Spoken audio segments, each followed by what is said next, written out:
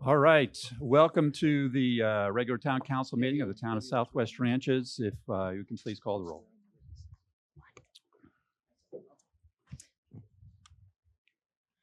Mayor Bright Cruz. Here. Vice Mayor Jablonski. Here. Councilmember Albritton. Present. Councilmember Hartman. Here. Councilmember Kaczynski. Here. We have a quorum. Thank you. If you please join me in the pledge. I pledge allegiance to the flag of the United States of America and to the republic for which it stands, one nation, under God, indivisible, with liberty and justice for all.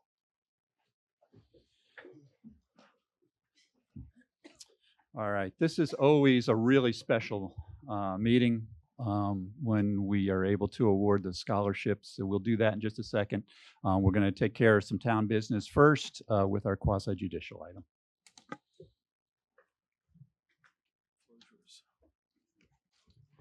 Good evening, Mayor. Richard DeWitt, Town Attorney. I'm going to read some of the the quasi-judicial hearing instructions. It says is quasi-judicial. Please be advised that the following item on the council agenda is quasi-judicial in nature. All witnesses who will testify on any item in this portion of the agenda will be sworn. Participants who are members of the general public need not be sworn and will not be subject to cross-examination if they are not sworn. However, the council shall not assign unsworn testimony the same weight or credibility as sworn testimony in its deliberations. The applicant has the burden of proof. After the applicant's concluding remarks, the hearing will be closed and no additional testimony, material, or argument will be allowed unless the council chooses to request additional testimony. The members of the town council will then deliberate. All evidence relied upon by reasonably prudent persons in the conduct of their affairs may be considered in these proceedings, regardless of whether such evidence would be admissible in court. Hearsay evidence may supplement or explain other evidence, but shall not alone support a conclusion unless it would be admissible over objection in court. The material in the town council agenda will be considered as evidence without authentication. Anyone representing an organization must present written evidence of his or her authority to speak on behalf of the organization in regard to the matter under consideration. Each person who appears during a public hearing shall identify himself or herself and give their address. And if appearing on behalf of an organization, state the name and mailing address of the organization.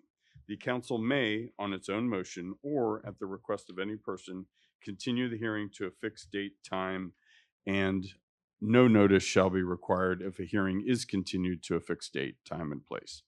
Any applicant shall have the right to request and be granted one continuance. However, all subsequent continuances shall be granted at the discretion of the council and only upon good cause shown. Great, thank you. I'm going to read the Debbie, ordinance. I was going to pass it over Okay. to Debbie to swear in any witnesses, and then she's going to read that. Any witnesses that will testify, can you please stand and raise your right hand? Do you swear to tell the truth, the whole truth, and nothing but the truth? Thank you. This is a resolution in final order of the Town Council of the Town of Southwest Ranches, Florida, approving application number SP 89-26 by Archbishop Edward A. McCarthy High School to amend its site plan by adding 10 portable classrooms, stabilized turf overflow parking, an 8-foot-high precast wall on the outside of the north and west sides of the existing berm, and by increasing the enrollment cap, authorizing the mayor, town administrator, and town attorney to execute any and all documents necessary to effectuate the intent of this resolution and providing for an effective date. Thank you. So do we have a presentation for this item? Yes. Great. Jeff, if you could please present. Good evening, Mayor and Council.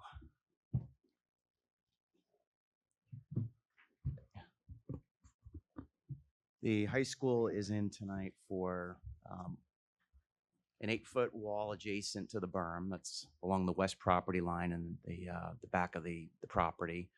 Expanded stabilized turf parking between the baseball and softball fields, an increase of enrollment from 1,800 to 2,200 students, and the addition of 10 temporary portable classrooms.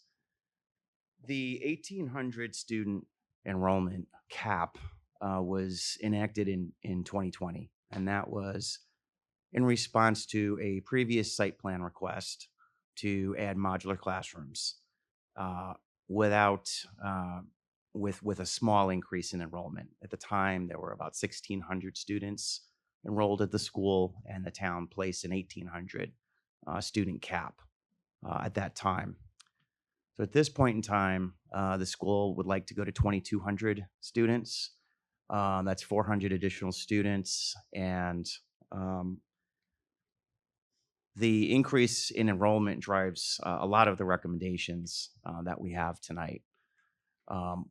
First, we'll just show you where these various physical improvements are. You can see on the between the two fields, the baseball and the softball fields, there's a irregularly shaped area that would be the additional stabilized turf parking. That is going to be parking in addition to what they need for the additional students and the additional classrooms. On the very west side, you can see the proposed 8-foot wall along the north side of the berm and along the west side. And then just south of the track, there's a dashed area that's in between the athletic room, the weight gym and the athletic offices and the 16,000 square foot indoor practice facility. And that's where they're proposing 10 portable classrooms. Now, the plan you have in your backup actually shows 14, which was their original request. But in order to get the fire department to approve the layout for access purposes, there had to be more separation between the structures. So now they're only proposing 10. And here's the site plan view. You can see the parking and the layout of the portables just south of the track. All of the modifications that they're proposing comply with the ULDC requirements, setbacks, plot coverage, parking, etc. As with the last application that we got in 2020, off-site traffic concerns are really a big driver here. So we required a traffic study to document existing conditions and determine potential measures that could offset the additional students that they're requesting. Now, in 2020, the school implemented several physical improvements to not only offset the enrollment increase from 1,600 to 1,800, but to alleviate existing conditions that were there without any student increase. And they lengthened several turn lanes.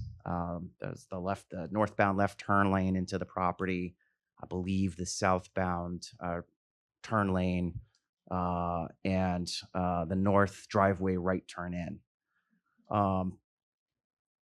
In addition, we had this study done.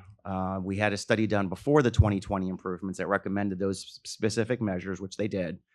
And this study determined that the traffic impact from the additional 400 students could generally be offset with recommended mitigation measures. And when I say generally, I mean there are various pinch points throughout Flamingo Road, Griffin, the intersection of Griffin and Flamingo, et cetera.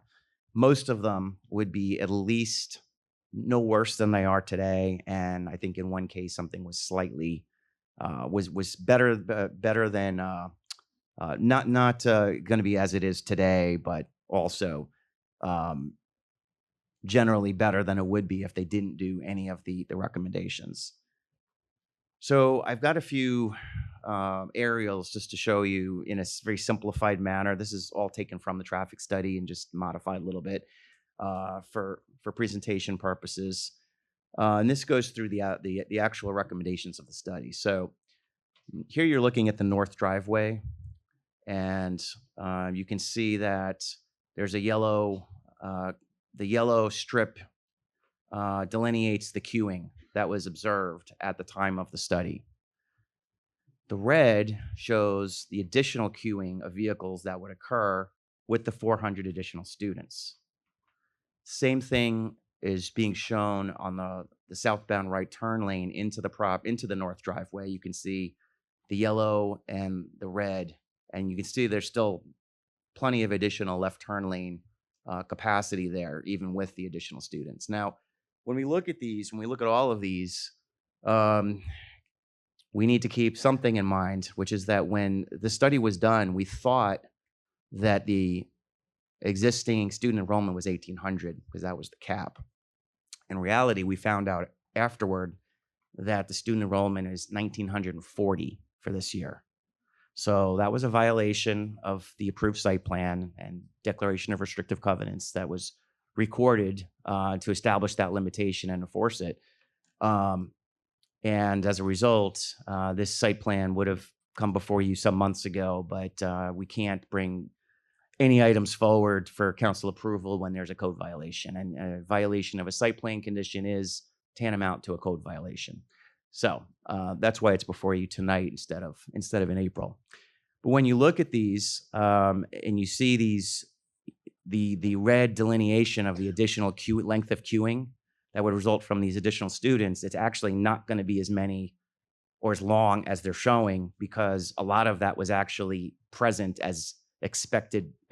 That's yellow. 140 students worth of that 400 was already attending the school and already creating a traffic impact.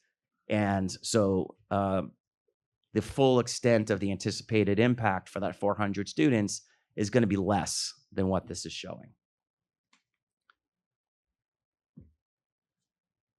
This is the central driveway, and you can see that the southbound left turn lane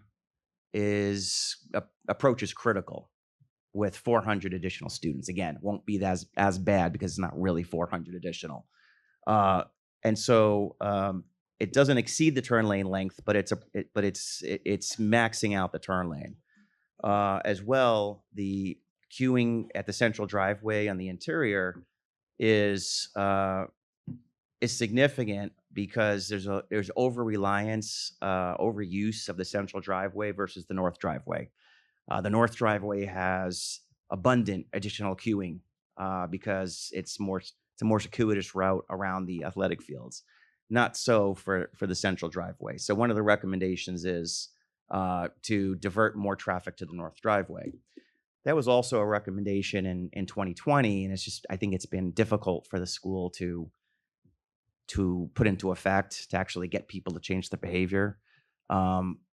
But we'd like to see another effort by the school, and if it doesn't work and conditions warrant, the southbound right turn lane off of Flamingo could be closed for traffic so that they have to use the north driveway. We don't want to do that, but that's just a potential mitigation down the line. Another recommendation was to put a second police officer at the intersection of the main entrance and Flamingo. And this officer would be on the east side and would coordinate with the officer on the west side to, number one, stop southbound traffic to let northbound left turns into the main driveway so that turn lane doesn't back out, doesn't stack up into northbound through lanes. And also to stop northbound traffic so that southbound U-turn movements, where you've got folks leaving the north driveway and wanting to go back north, they have to make a right turn, get into the left turn lane, do a U-turn, and go back north. And so with that extra officer, there would be a much smoother operation, more efficient operation at that intersection. And then here's the south driveway. And the recommendation here is to widen the driveway, or at least widen the usable portion of it, because traffic was getting, two-way traffic was not flowing freely with the constrained width of the driveway. Additionally, there's a recommendation to coordinate with Broward County traffic engineering to provide additional green time for the southbound left turn and U-turn movements at Southwest 55th Street. So that's just a high level view of the recommendations. There are some others, but plugging that into our recommendations, we've broken it into we've segmented it because not all of the improvements affect student capacity and traffic. So we recommend that prior to the first building permit, that there are some minor corrections that need to be made to the site plan that we would approve administratively. We would ask that they provide a cross-section drawing for the 8-foot wall along the west property line, showing space for exterior shrubs and maintenance access from within the property. And I was just talking to one of the school representatives, and they indicated they might be willing to put it on the east side of the berm. Either one is acceptable, as long as there's some landscaping between that wall and the residential properties to the west, and that it can be maintained. Providing a landscape and irrigation plan for the landscape islands within the stabilized grass parking area and for the shrubbery on the west side of the proposed wall, if that's in fact where it goes, if it goes west of the berm. Again, we would approve that administratively, so it wouldn't have to come back to council. And our parks director asked that we install a minimum 5-foot curb ramp, or rather that the school install a minimum 5-foot curb ramp with 5-foot clear path through the central driveway median for equestrians to cross using the Flamingo Road Trail. We're asking that the school coordinate with the staff as to the exact location, the exact width, configuration, etc. Now getting to the additional enrollment in classrooms. We're recommending that if the council approves the additional enrollment capacity, that you don't do it in one shot, that you approve a smaller portion of the student enrollment request, and we give them a trial period. So maximum that we recommend increasing at this point is to 2,050. We feel that given the recommendations in the study and the findings in the traffic study, and then with hindsight, now that we know that a lot of that impact or chunk of that impact was already existing impact and it won't be compounding, it won't be compounded with additional students, we feel comfortable that not exceeding 2,050 at this point in time gives the school an opportunity to increase its enrollment and not worsen any of the traffic conditions on Flamingo if all of the traffic study recommendations are implemented.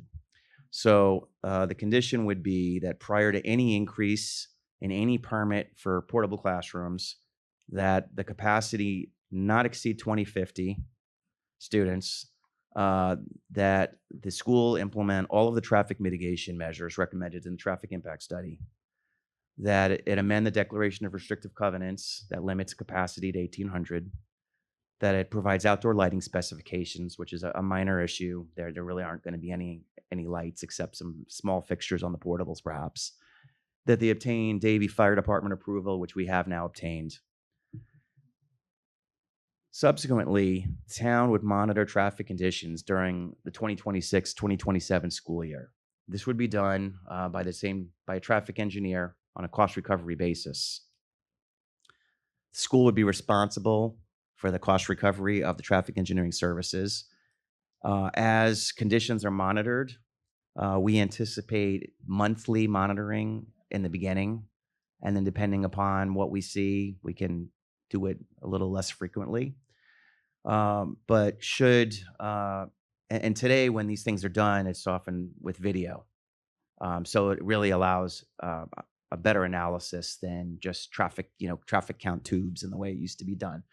So there are opportunities during this next school year for the school to fine tune its operations, with the coordinating the police officers and experimenting with programs to get more parents to use the north driveway instead of the central driveway. So the school would be expected to implement those recommendations as they're made, and then provide us frequent student attendance data. So if that's possible, we'll leave it as at the time of the study, the time of each monitoring session, we know how many students were in school that day. If the mitigation measures that were recommended in the traffic study actually do mitigate the impact of the additional students from this initial increase, the 2,050 or fewer, if you approve that, then after 2 academic quarters of monitoring, they could come back to the town council and you could grant them a further enrollment increase if your findings warrant it. We've added a few more conditions. One is just because of the nature of the situation with the exceedance of student enrollment capacity. Any violation of these conditions is a code violation. That's just a fact, but we're restating it. We want the school to acknowledge that the town may enforce any overage of the enrollment cap by requiring the removal of some or all of the 10 portables authorized by this development order, and by withholding issuance of any further development orders or permits that might be pending at the time. We want them to recognize that the failure to comply with the conditions of this development order shall cause irreparable harm to the town, and the town may seek injunctive relief. So, it's some harsh stuff, but we need it in there because, this is serious. The town council may require that the school stagger hours as a remedy to traffic congestion that result from if for some reason the mitigation measures were a complete bust, and we know this won't be the case, you could actually require retroactively, basically require staggered sessions without an additional increase. But also, should you do the second tranche of student increase, and for some reason it's worsening conditions and it's worse than the traffic study anticipated, you have a remedy. It's not something we take lightly because doing staggered hours in a high school is difficult for the high school, and it's really a last resort. But nonetheless, it's a remedy. We're going to reiterate that the school provide the town administrator, town planner, and town attorney with a copy of the school's enrollment report on the first and last day of each semester. That had not been done. It was required in 2020, but it hasn't happened. Failure to provide the town with the school's enrollment report shall be deemed a breach of this approval. And then finally, it's always been the school's intent to finish constructing what was shown on the original site plan approved like 2 decades ago, which is the last segment of the 2-story classroom wing. That's taken on different permutations over the years as they toy with maybe a theater on the first floor instead of classrooms or whatever. But once that final construction is approved and is occupiable, all the portables need to go out, all of them. So there would be no portables left on the campus, and that's the final condition. So that's the overview and our recommendations for tonight. Great. Mayor, Yes. just before we get into any questions of staff, it would be appropriate this time to poll the council on any ex parte communications that may have occurred on this application. I have none. I've had none. I've had none. I've had none. None. Okay, perfect. Thank you. So now it's appropriate if council has any questions for staff on this, and then we'll move on to the applicant.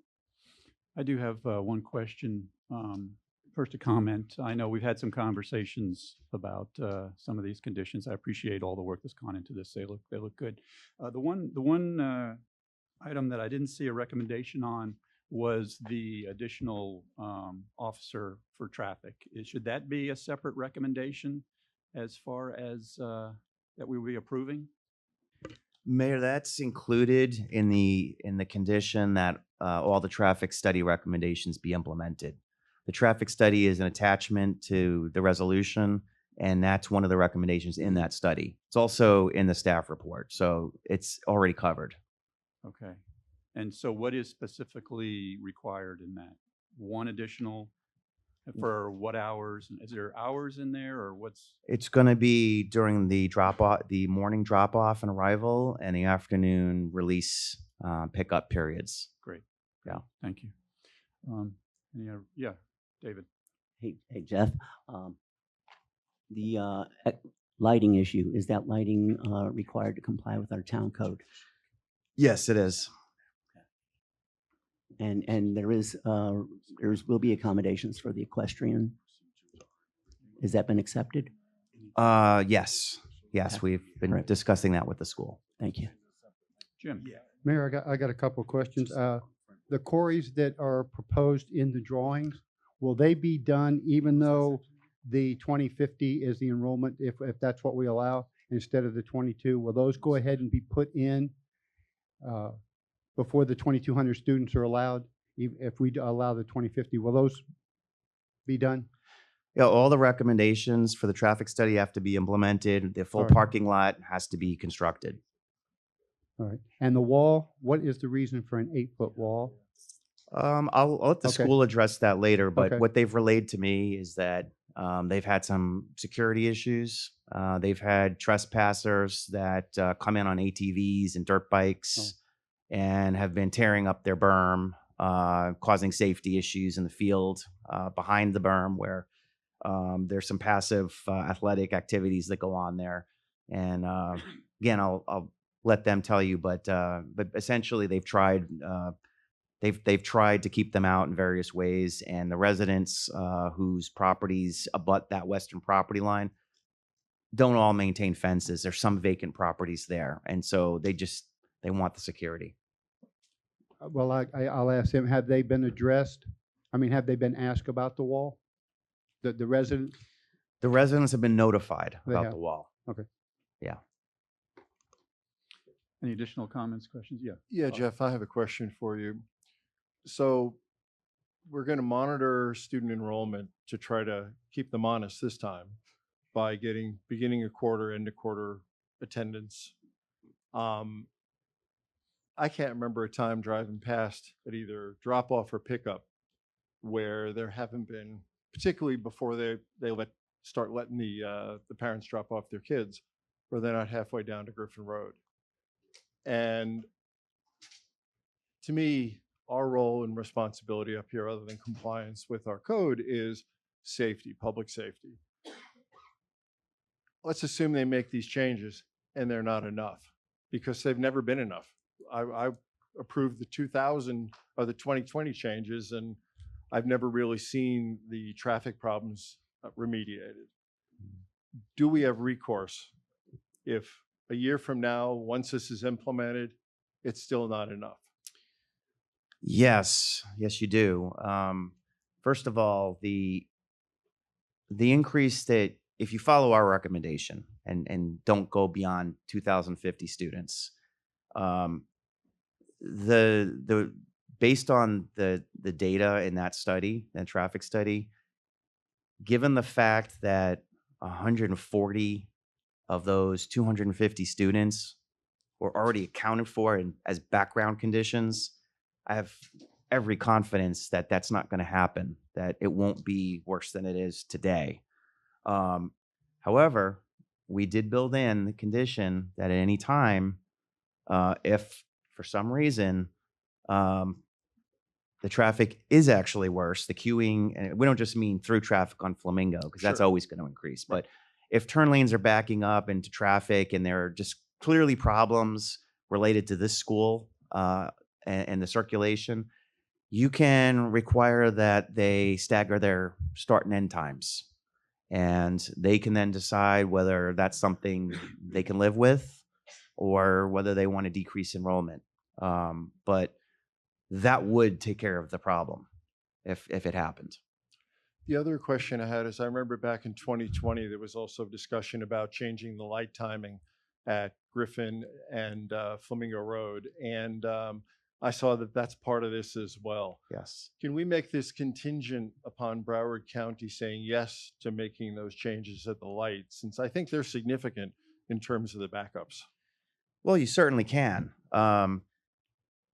We took a slightly more relaxed approach in our recommendations by saying that you might not grant a second tranche of students. You might not give them that second increment if Broward County doesn't approve the timing changes at Griffin and Flamingo and by the school on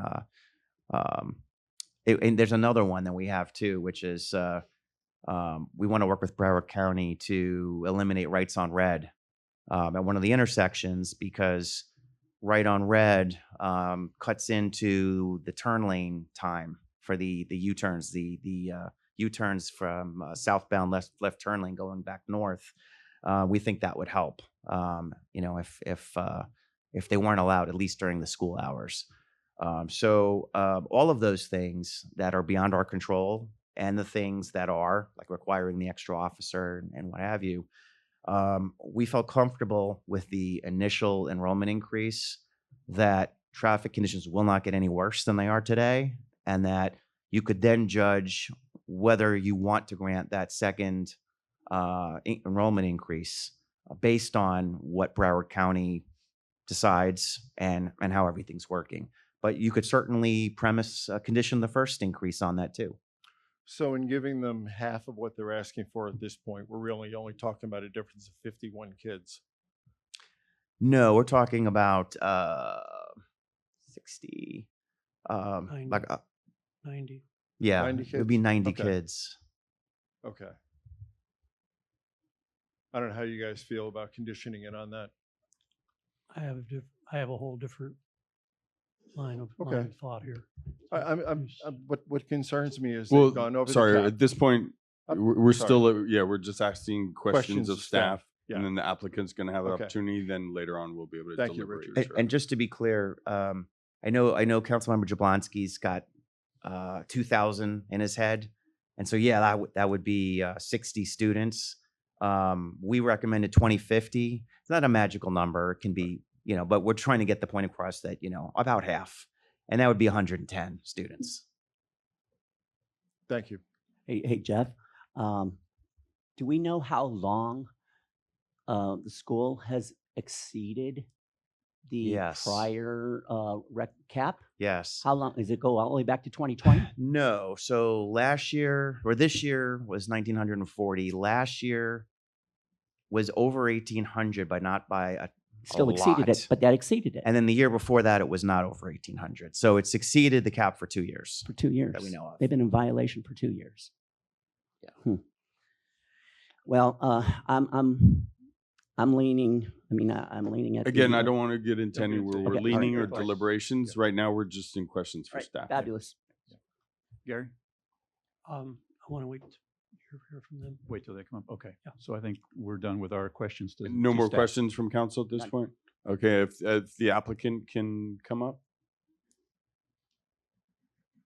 Just introduce yourself, name, address, and if you're a representative or what your role is. Yes. Thank you. Good evening. Thank you, Mayor, Vice Mayor, Councilman. Thank you for having us here. My name is Richard Jean. I am the president. For the last 13 years, I was the principal. So the last 3 years, I've been the president. The address is 5451 South Flamingo Road, Southwest Branches, 3330. Have you been sworn in? Yes, earlier. Thank you. Yes, I was here. Thank you. So I see you're 2,000 years. In 2000, you were established. McCarthy was established in 1998. We're a very young school, and we've been competing against other schools at 150, 75 years. And we've done very well. But something has happened in the past few years. Step Up, I don't know if you're familiar with that. Step Up is a voucher that they give to everybody in Florida now. Before, it was only certain people that would receive it by certain grades. Now it's every grade. So you could be in a public school, Catholic school, you could apply. Our numbers have jumped. And that's why for the last probably 2 years, we've been working on trying to increase our numbers. Because one of the things we're afraid that the first kids that will get admission to our school is the kids from Catholic school, which we don't feel that's the right thing. I think we should not become an elitist school. We should be a school for everybody. Like as this year, we had kids that we did not accept from Southwest Branches or Weston because our numbers. And what we usually do when we look at our enrollment, we always go 10, 15% more because anywhere 50, 75 do not show up. Because some people are still shopping around, some people move, and things happen. But in the past few years, we have not had that problem. Everybody shows up, and our numbers are growing. Last year, for our 9th grade class, we had 1,600 kids apply for just 9th grade, and we only accepted 450. So we're running into that. We want to be able to help other kids that are not part of our system because that's not fair. Because right now, when we do one test, we're pretty much full. Because the other class of schools are now being full too. Because the elementaries, everybody's taking the voucher and they're giving them $8,000 to go to Catholic schools. So now they're full. So we have 9 schools feeding into us. We're easily at 450, 500.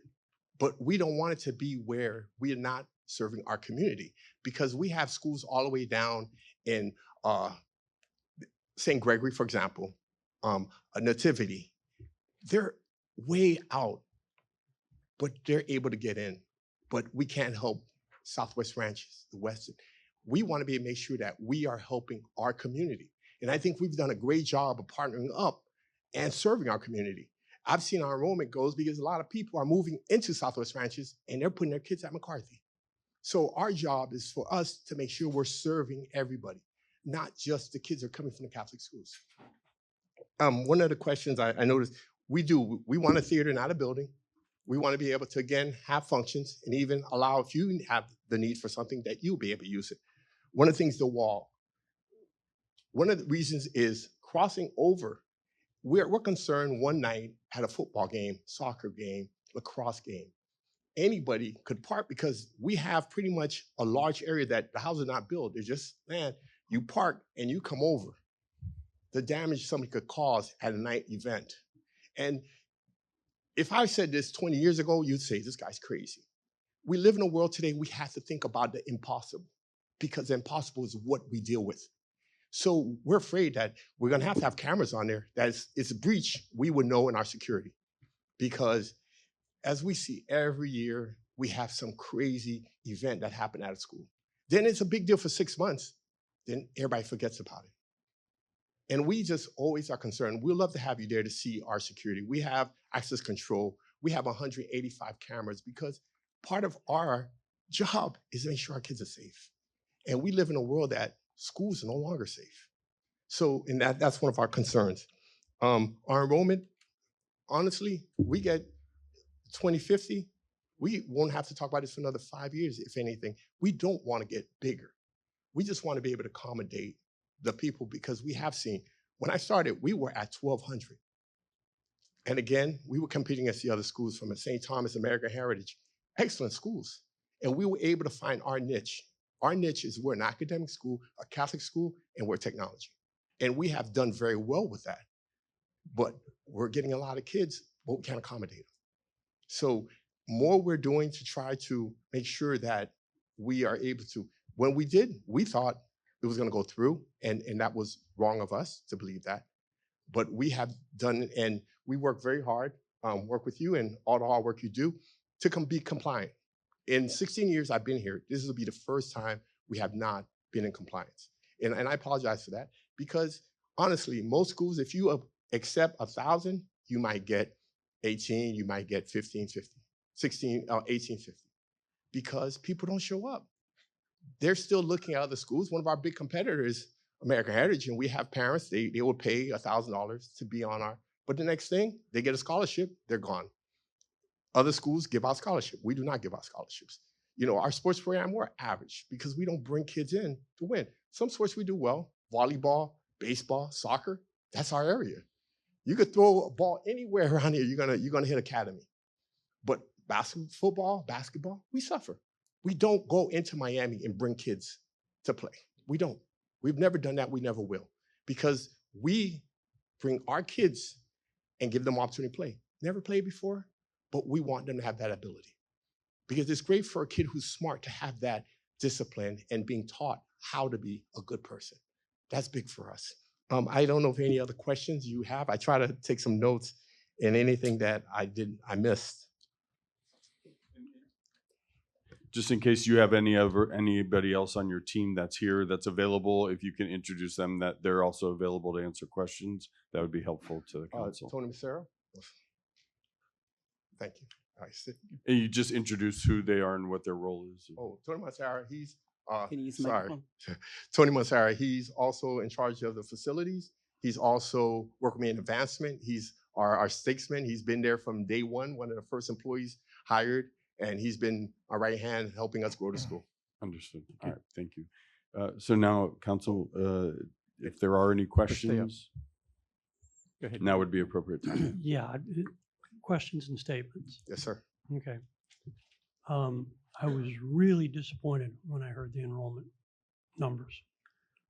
Basically, what that tells me is, especially over a 2-year period, that you guys are not trustworthy. That there is a lack of faith on your side and ours to us. And I kind of take that as a flip it. Maybe you didn't intend it that way, but it sure does appear that way. Yes. And with the traffic situation that we have, it's almost like a nightmare trying to get through that area.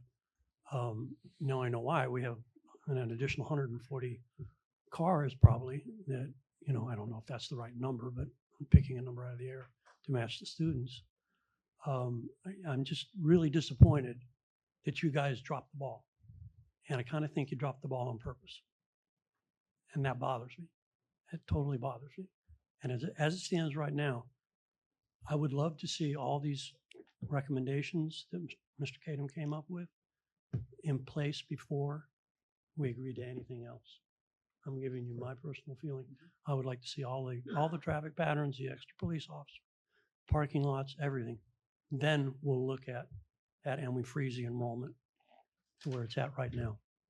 That's what I think we should be doing. That's a very good idea. But at Okay. this point, again, we're not in deliberations right now, so I want to I know. direct, okay, if we have any questions. I know, but I'm just giving my position. Sure, yeah.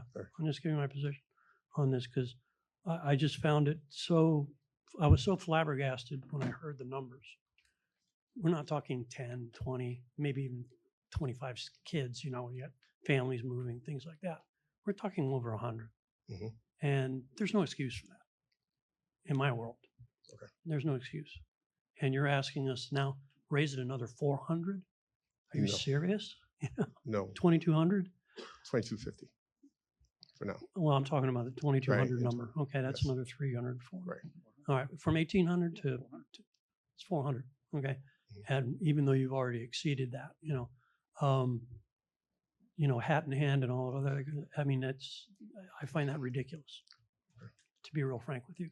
Okay. Looking at it from my point of view, that you've already exceeded the number, failed to keep us in the loop, which might have helped. We probably could have approved it or something or done something then, but it didn't. It just got swept under the rug, and we're good guys, so we're going to forget about it. Well, that's not the case. Okay. We're not forgetting about it. So, and you've got some definite traffic problems. What my suggestion is you solve these traffic problems first, then talk to us about the rest of it. That's my 2 cents. I can respond. I've got, yeah. I have something I just want to add on to what the vice mayor said.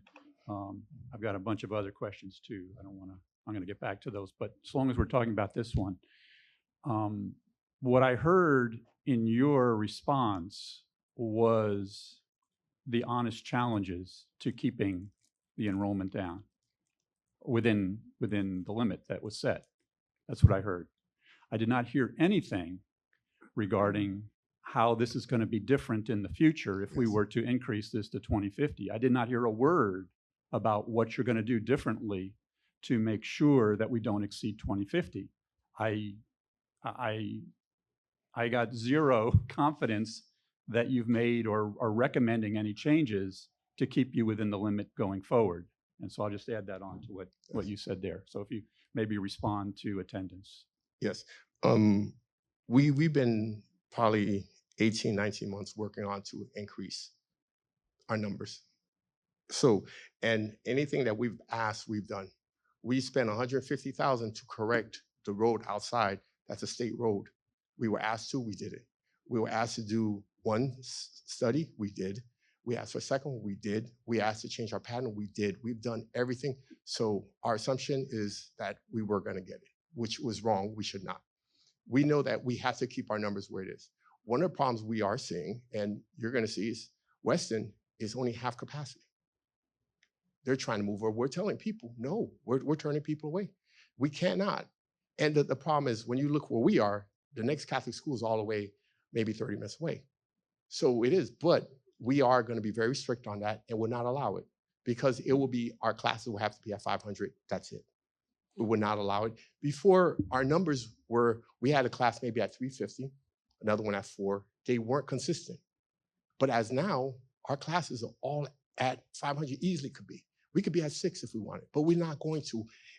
Our school cannot even accommodate that. Our cafeteria is not big enough to take on more. So and we're not asking for building, we're asking for theater to be able to build our art program, but we're not asking for that. Yes, we did, but what we're saying, Weston is half capacity. Cypress numbers have dropped.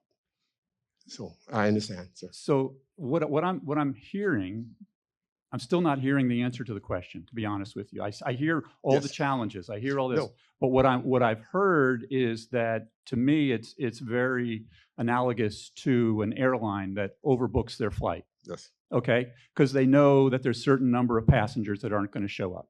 Right. What do? They actually pay passengers to not fly on their flight when passengers actually do show up. I'm not hearing anything. I'm not saying that that's what you Oh, would no, do no. to students, but I'm not hearing anything from you that says this is what we're going to do in the future to make sure this doesn't happen again. What I'm hearing is challenges. What we have done is we've been sending out to our parents, even potential parents, that they understand if we're not their first choice, they do not get in. After usually it would take 3 tests, people would come in. Now it's 1. After that test is done, we're closed, we're done. And that's the decision. I talked to the superintendent because they end up going to the superintendent, they go to the archbishop to say they want to get in. But our cap will be at 5. If that number is hit, we close our doors. It would just be strictly where before our classes were not all at the same numbers. You might have had a class at 350, 4, 3. So you could move a little bit more. We don't have that luxury anymore. And it will be strictly 500. And we have the test and we tell them, you pick another school, you don't get in, you can't get into McCarthy. We're full. Okay, thank you. No, thank you. We've got a couple questions for you. Yes, sir. So I've been watching your growth since school was starting being built around 95, if I 1988. recall. Yes, 1998. Yes, sir. 98 is when you opened. Yes, yes, yes. 95 is when you started. And I mean, I applaud the growth. It's a good school. There's no question about it. You have Thank a you very tremendous much. reputation. But sometimes it's kind of the little things that you're saying right here and now. You mentioned that you partner with the town. Been to almost every meeting of the council since we started, and I don't recall you guys ever partnering with the town. So educate me, how have you partnered with Southwest Ranches? Every time we've had any growth, anything special at our school, we've made sure to invite you. And we've had people at our events. We That's the come council. to. Right. The town. Oh, the town. There's 8,000 of us out there. Okay. Okay. So I'd love to hear more on how you can partner with the community. Let's not call it the town. One of the reasons that we want, like with the theater, that if you have major events or anything, you'll be able to use our theater. We want to be able to be part. And you're right, that's something we've never done, but we would love to be more of a partnership, to be more involved. Because I think that we've had such great synergy in this stuff. I noticed when I first moved here from Miami to become the principal here, I remember driving and you'd see large land with little houses. Now you see mansions. And Right. people are moving because this is such a great place to live. So I've seen the growth here. And I think it's the same thing with us. We have parents calling saying, hey, we're considering moving to Southwest Ranches. We'd like to come and do a visit. And we always say yes. We always will accommodate, even though we do not do single, visits, because security. You never know who wants to come in. But when we find out, we ask, could you make sure that whoever you're working with, you're working to get your house, to inform it to us. Sounds great. Yes. It sounds like you're willing to partner with us, and I look Yes. forward to the opportunities. The other thing you mentioned is I followed your baseball team for quite a while. Yes. Mavericks were an amazing baseball team and state champions, et cetera. Then I read that Alex Fernandez was recruiting from all over the place. Mm. Now, you just said you don't do that. Okay. So what is it? Okay, and I could explain that to you. It's documented because Tony and myself, we found out that was a gentleman that had 5 kids at our school. Right. Living with him. So we went to the coaches. They said they didn't know anything about it, but the parents came to us and told us it was going on. Right. We brought the gentleman in. He lied to us.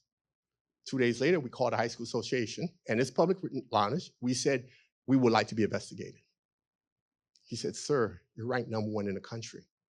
You're ranked #1 in the state of Florida. We said, yes, we want to be investigated. You know you will lose everything if what you're telling us is true. We said, we're okay with it. Good. And it wasn't him. It was a gentleman that was coming in. He was leaving. His son was graduating. And we were investigated. We didn't get fined because we self-report. Right. But no, we did not. And at that time, out of 12 years, we won 9 state championships. And we basically terminated everybody and got a whole new program. Good, good. Hopefully you put that kind of emphasis on the things we're talking about. And Yes, Mayor, sir. I applaud you for the way you expressed what are the steps forward that they're going to carry out, because none of this matters if you don't change your behaviors. Just We like you definitely did with will. the baseball team. Yes, sir. We So, will. Yes, we Thank will. you. Thank you. David. Hi, earlier this year, and I'm gonna just go, end of January, I had major surgery on my shoulder. So, usually when I leave in the morning, I'm 75 south, heading into Miami to my law office. But when I had the shoulder surgery, I had to go to Plantation, and I had very early morning appointments. I would drive along Flamingo Road. I could not believe the catastrophe of traffic. And you're coming here that to me, the catastrophe of traffic, you haven't done anything.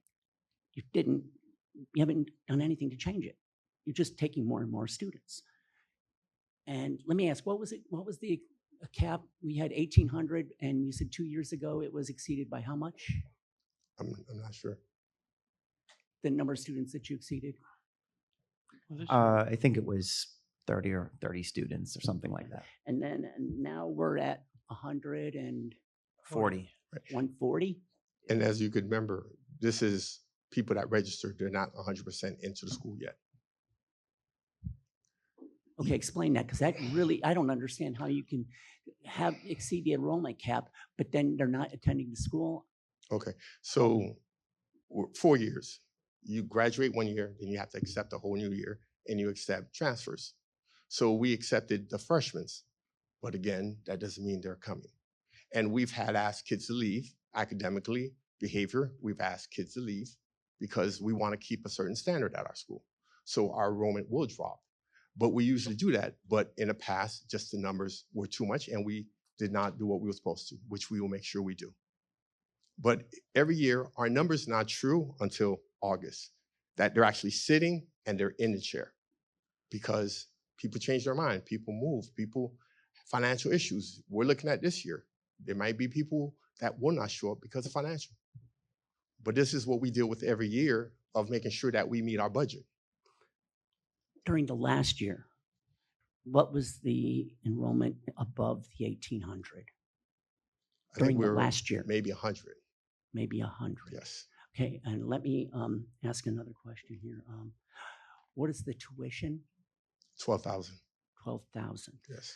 So if we have 100 times 12,000, 1.2 you million. guys made $1.2 million. Yes, No sir. wonder you kept taking those students. Because I sure would. If I can avoid a sanction and pay a code violation, that's a cost of doing business in my book. So, Now let me finish. feel sorry. Okay. If you had a child goes into a store and grabs some gun balls, puts it in his pocket, and he gets caught, but he wants to continue shopping, do you let them keep those gun balls and just continue with his shopping? That doesn't sound right, does it? Because that sounds a lot like what you guys are doing to So, me. okay, a school, yes, it seems it's 1.2 million. That's a You have lot to of money. understand the amount of teachers you have to have. That's why I mentioned we're to a point we would have to grow the school to have more classrooms, more teachers, then the profit is not even there.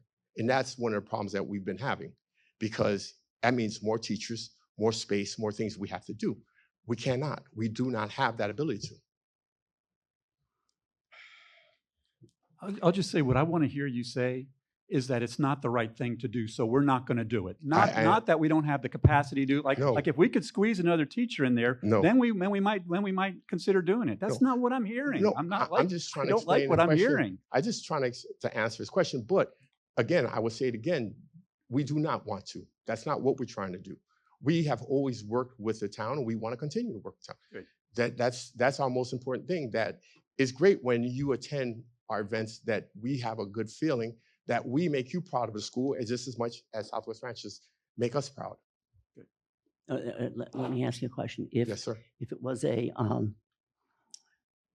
accept or an approval, or you're going to walk away, you're not going to get what you request.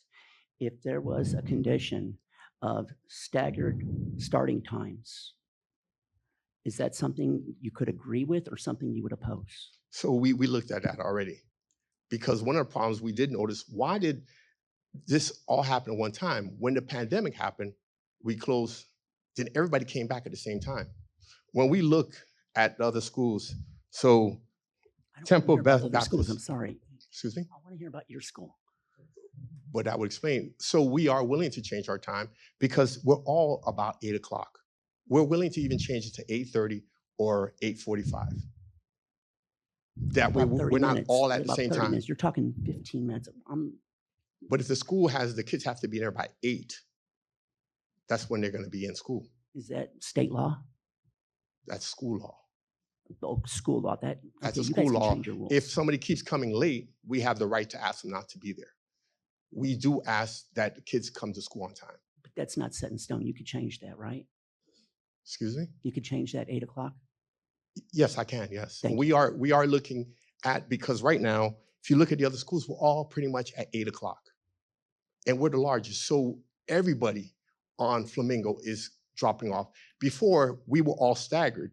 Then after, everybody pretty much went to the time that they wanted to. And it was 8 o'clock. But you look, there's only one other school that's later than 8. Everybody else, there is 8. So the bottleneck is everybody that's on Flamingo. But we're willing to move to 8:30 to 8:45 to accommodate. Thank you. Jim. And again, sir, again, if I made it seem that I was not apologizing, yes, I am. What we did was wrong, and that's something we would like to fix and make sure it never happen again. Thank you. Can you explain, you just said you didn't have enough staff to accommodate the students, that the cafeteria is not big enough, so forth. Is that current? You don't have enough staff? No, if we go over 2,000, yes. If you go over 2,000? If we go over 2,000, And yes. we're supposed to grant you 2,050 and you need 2,200? What are you going to, more staff? No, Big- we, I mean, what are you going to do? 22 is the number that was brought up, but that's not the number that, unless we would build more, we're not. If we have built out, instead of theater, we build a building with classrooms, yes, we could, So but at we're two- not going to. All right, so at 2,000, we're giving you 50 students more than that. If we approve this at 2050, then you don't have the people or the, Oh, no, we do. Co- Because as mentioned, our numbers, we're at 1940 you- right now. but you just said that 2,000 was the cap that, for teachers and the amount of space that you would have. I'm a little confused with that. You said 2,000, we're looking at 2,050. Right, but as I mentioned earlier, we would like to stay at 500 each grade. That's 2,000. All right, I see. Okay, I'm sorry. Yes, I'm Got it. sorry. Okay, I'm going to run through some things real quick. We don't need Yes, to sir. spend a lot of time on them. I just want you to confirm that you're good with them, some of the recommendations, okay? So the 8-foot wall, the maintenance for the elements that are going to be west of the wall. We're talking about putting shrubbery and landscaping on the west side of the wall, and you're going to be responsible for that, correct? Yes, Thank you. The equestrian crossing, you're good with that? yes, Thank you.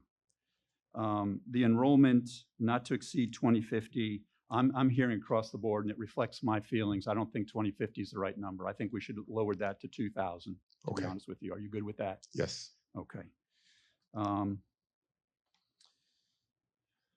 The traffic engineering study, you're good with covering the cost of that to make sure that gets done. yes, The additional duty officer out there for traffic, you're we good with have that? 2 now. That would be, we'll add 3. and add one to make it 3. Is Right. that what you're saying? So we'll just move them over to St. Mark. I'm sorry. say Because we that. have 2 right now. Correct? The main entrance, the north entrance. Right. So we would have to pretty much, I think it would help tremendously if we did it at St. Mark. So we go with 3 police officers. Great. Thank you. Mayor, I'm a little confused. That's not what the recommendation Okay. was. Right, it was for 2, right?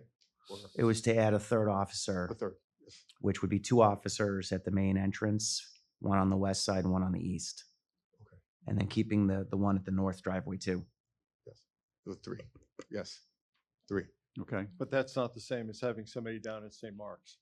One is to direct traffic for the people making the left-hand turn into the main entrance from southbound. Then that'll be fine. Wherever we find that, they tell us that's what it should be, we're fine with that. Okay. Okay. We're talking, the 4th item talks about after 2 full academic quarters of monitoring. Can we put dates on those? What is that? I don't know what that means. That doesn't We really could mean give you every anything to 9 me. weeks, that's the end of each quarter. Are we talking about 2027? Are we talking about 2028? What quarters are we talking about there? This would be the school year that runs 2026, 2027. So it would be, what month does school start? Is it August or September? Sir? The August. August. Yes. So it'd be, say August through December, the end of December. Is the first quarter and then the second quarter? That would be the first 2 quarters. The first 2 Yes. quarters. Yes. Okay, so Every 9 basically- weeks. Okay. All right, thank you. Is that gonna be ongoing reporting? Or is it Yes. just for a period? Yeah, so it would be ongoing through that period. As I was saying earlier, Yes. we would start doing it monthly, increase or decrease as needed, depending upon what we find. I would anticipate a decrease as we go, maybe every couple of months or so. Sure. But basically whatever's needed. I kept it flexible because we want to do whatever we feel is necessary to understand what's going on and monitor any corrections that need to be made. And then, should you approve a further increase in the future, we would do the same thing. Thank you, Jeff. So what we're saying there is that we'll monitor that for those 2 quarters, and then at that point, if you want to go to 2,200, you would come back. and Correct. request. Okay, it's not an automatic. And I think the last thing on my list that we haven't already talked about is the portables. We really haven't talked about that. What's the life of the portables? Excuse me, How what do you long are mean? they good for? They 20 years, 30 years, they have them because they maintain them. As we rent them, anything goes wrong, they come out and they fix it. Like we had some issues with hurricane, they came out, they repaired it. Being the dad of 3 daughters that went through Falcon Cove and their portables, they don't last 20 or 30 years, I can tell you that. I went in them, and frankly, I was disgusted by what I saw. It was mold all over the place. It was disgusting. I couldn't believe it. So I would like to know the life of those items, those portables, what you expect, what the maintenance is going to be of those to keep them safe, healthy, acceptable. And that should be tied to the request for the permanent building, right? Yes. That should be a Yes. plan, Yes. right? Yes. That's what I've heard. So I think that needs to be given some thought. I don't, we need to We figure have it a out tonight. contract with them and it's all there. We'll highlight it, show you. But I'd like to hear back on that. Yes, sir. Because I don't agree with your answer. Okay. It's not 20 or 30 years. I can tell you that. These were 15, 20 years and they were already overdue. So that ends my comments. Let me jump back in. I'm back to where I was on square one, where I said, let's implement all the traffic stuff and get all of that done first before we approve anything more and hold the cap at what it is right now, which is 1940. Well, that's what I'm saying. The cap really isn't 1940. No, it's but I mean, that's, we're 1800. making it now. So that's why I said 2000, just because it's really only increasing by 60, but maybe 1950. I'm okay with that. 1940, 1940. Whatever. It's a fluid number as long as it's not 2200. Right. That's Yeah. what that's. But instead of, I'm ready to vote. Well, hold to on the a second. negative. Yeah, okay. But Ooh. let me finish. Sure. But at this point, to salvage the operation, I think we should table this till maybe December, January. Look at the numbers, have another conversation about all this. I'd like to make a motion to table it. Is there a second? Is there a Didn't get a second? second. Second. And just, it would have to be to table it and, for a date certain, so Russell could find that date. For the new year. It would be What- December 10th if we're talking about 6 months. Well, that would be a little bit less than 6 In months. January. If you want to beginning do, of January, if you want to do the meeting in January, that would be the whenever school starts. again, second meeting, which would be Past the holidays. The problem with a motion to table is it ends our discussion and there's some more things I want to say. Do, I don't know. I'm not happy with this. Do you want me to withdraw my motion? from the moment? Yeah, I would. Okay, I'll withdraw my motion. on I'll withdraw my tabling second. For the moment. So to me, if we cap it where it is, we're basically doing what you're saying. They can't go above where they are right now, which is basically what you're saying. And they have to implement the things that you're talking about. Only even more than the traffic study, they would be doing other things as well. So get everything in place. So I think that's a better solution. They're capped where they are, and they can implement the changes that we're looking to see, that we can not only check on the traffic, but we can check on everything else. That's my feeling. Yeah, but I want to give them Mayor, I time. just do got to that. jump in real quick again. Right now, this is the applicant's presentation. They finished their presentation. We're asking the applicant questions. If there's no further questions of the council, then the appropriate thing to do is move on to public comment. And if there is any public comment, but you can entertain a motion to table at this time, if that's still what the Okay. council would like Okay. to do. If there's no further questions, then we need to move on to public comment. Let's follow the Okay. process. All right. Yep. You want to make your motion? Okay, motion to table till the new year. Is there a second? Not a second, so it fails. Is there any public comment? You're up. Please state. What's that? Yes, that's fine. So please state your name, your address, and whether you were sworn in or I am not. sworn in. And you My- have 3 minutes. My name is Paul Flutie. I represent the school as well. Worked with Jeff on this project since we started it, which was February 2025. We started applying for the ability to increase the total enrollment. My first email to Jeff was February 23rd, 2025. It's been 18 months, 19 months in trying to get this to the board to review. So back to the question, yes, in the first year, they were over by 30, but we've been trying to do this process for a year and a half and more than that, which myself and Jeff have talked a number of times. That's where we came up with the number 2050 and staggering it. The traffic study was done with the number of 2,200 people in mind. We were also involved in that on a day-to-day basis. The report came back, there would be no impact on Flamingo Road with 2,200 people, students. The red marks that Jeff showed you were if there were 2,200 students, where would those cars stack?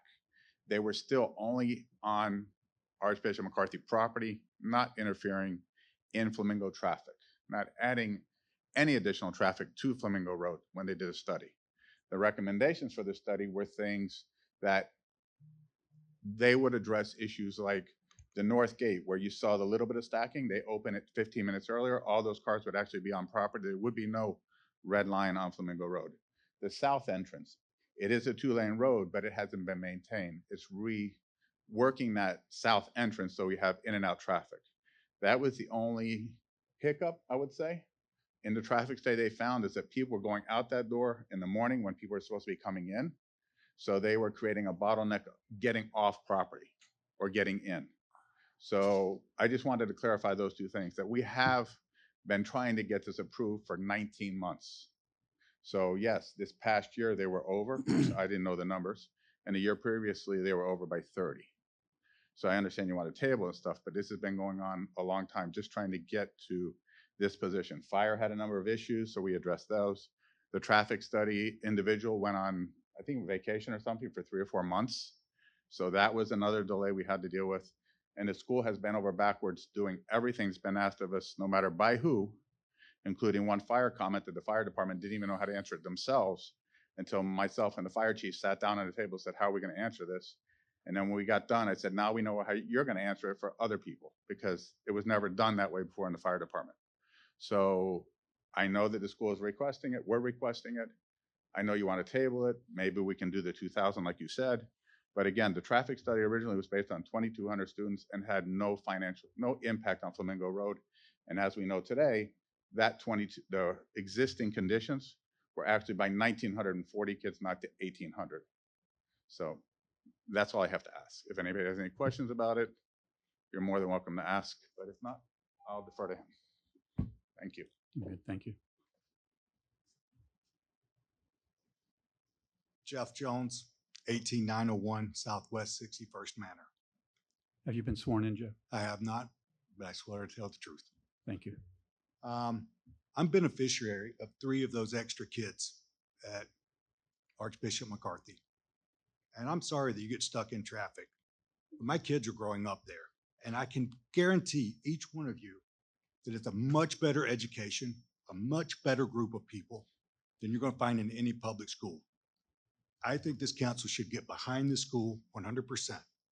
We've got a traffic problem, but you got a traffic problem all the way down Flamingo. I've been stuck in that mess, but my kids go there. They're raised in a very good environment, and these are good people. And how do we fix the problem? But more people want to come to this community. More people want to go to this school than any other school around. And you guys got to be proud of that. You want an equestrian crossing? I don't think that's going to be a problem. But how do we get more kids in a better position to be successful? And that's what you need to be looking at. How do we fix the traffic? That's all of our problems. It's all the way up and down Flamingo. I build bridges for a living. You have traffic all over South Florida. We're growing, but we can't let the kids suffer because of a little traffic. So get behind this school, guys. Whatever we need to do, but take care of our kids. I'm available for any questions or any sidebars afterwards. Thank you for your time. Thank you, Jeff.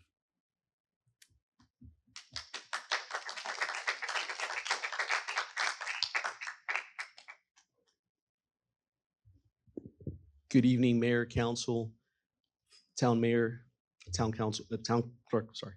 Lorenzo Cobia, 14700 Mahogany Drive, Miami Lakes, Florida. So Have you been sworn in? I have been sworn in, Mr. Mayor. So my daughter went to, and she's a proud graduate of McCarthy. My wife is also a proud graduate of McCarthy, actually was one of the first graduating classes. And I'm a land use and local government attorney by trade. And I can tell you that the increase that the school is looking for today, what they're looking for is really an adjustment. They've grown, they're over capacity. I think Mr. Jean maybe wasn't fully saying it in so much words, but I think his application speaks for itself.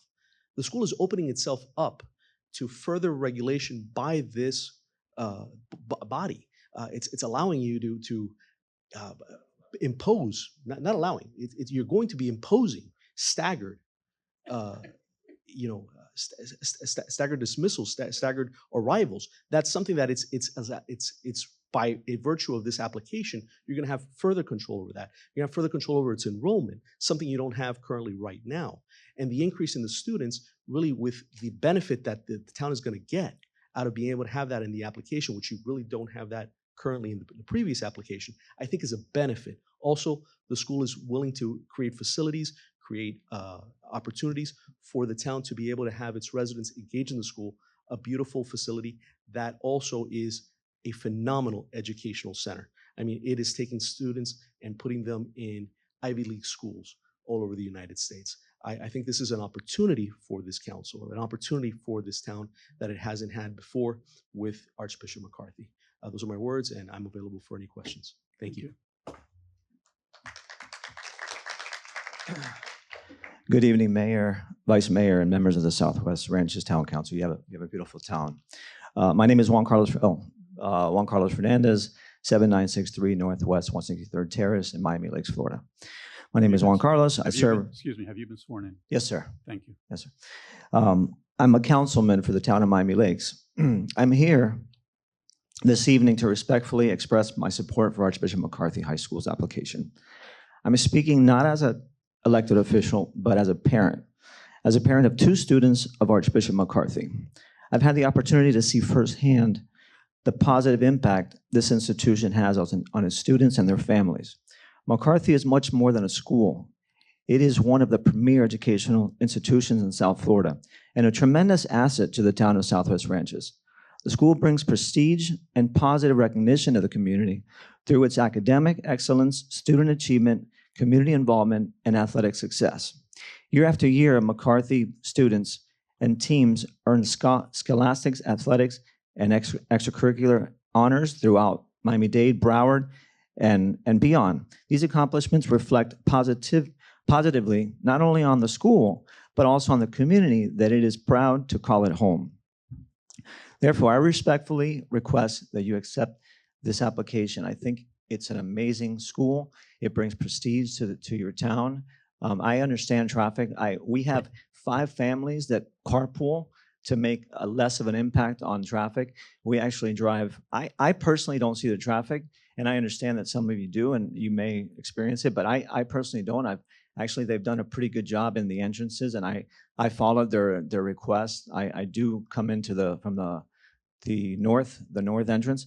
But anyway, I appreciate the time and thank you, and I hope you consider it and you approve it. Thank you. Thank you.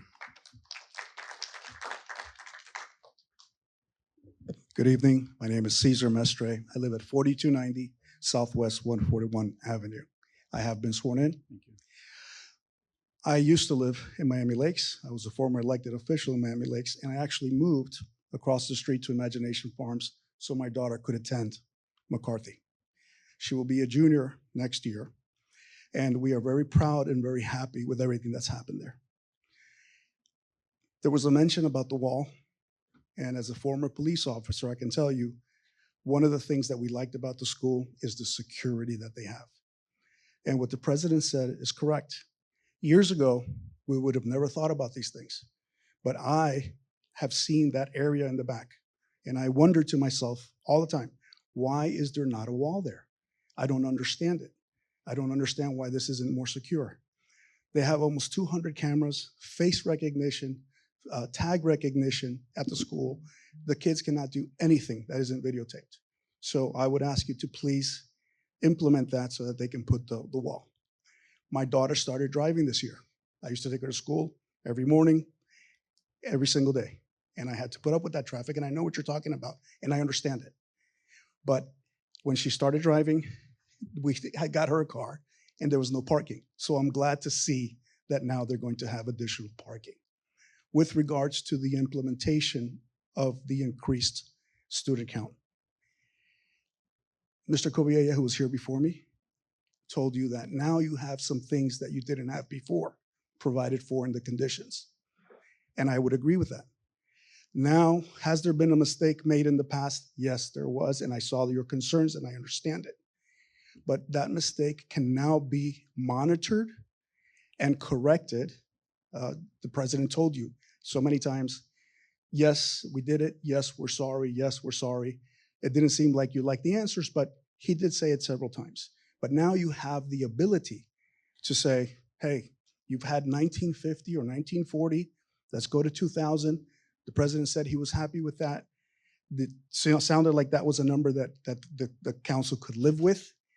Go to the 2000, monitor it. You have the safeguards of the traffic improvements. You have the safeguards of coming back in December, I think it was, after the 2 quarters. And if everything goes well, you may or may not increase it at that point, but at least you have something now that you didn't have before. So for all of these reasons, I am here in support. And if you have any questions for me, I'll be more than happy to answer. But please, I would ask you to approve it with the conditions. Thank you.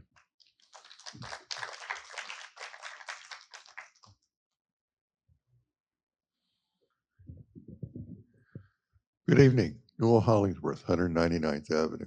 I have 2 concerns. Have you been sworn in, Noel? I have been sworn. The first one is not about the students. It's an extremely fine school. We're not talking about that. We're not talking about their education and quality of their education, which is extremely high. We're talking about the traffic, and we're talking about the wall, among other things. My two areas are the wall and traffic. Address the wall first.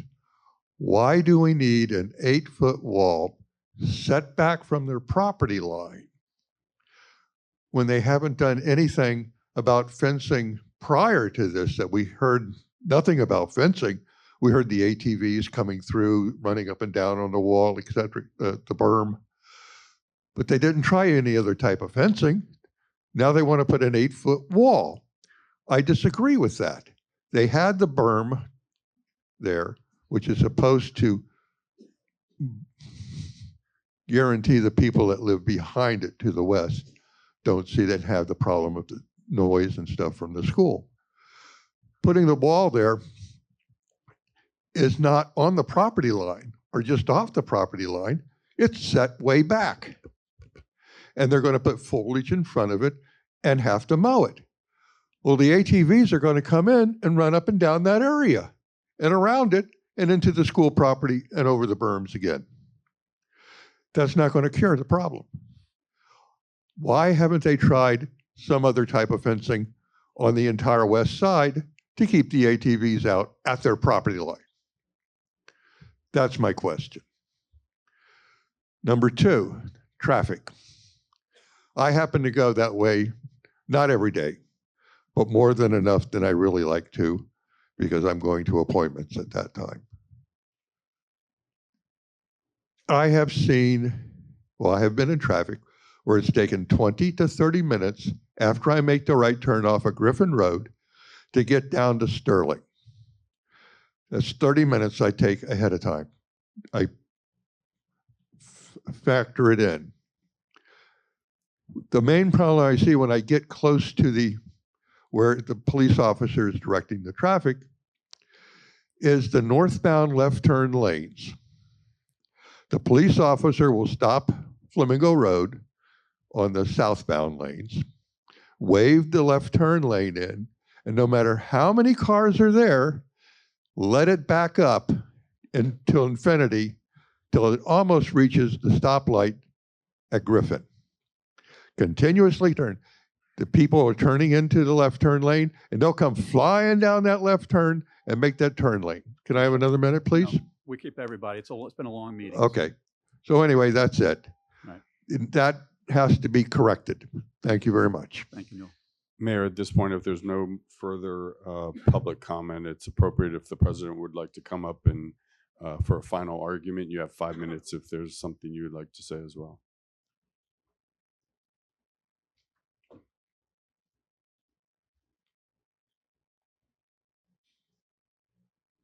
Hello, Tony Macero, 10201 Southwest 18th Street, Davie, Florida, representing Archbishop McCarthy High School. And yes, I've been sworn in. Archbishop McCarthy High School is in the wrong. There's no doubt.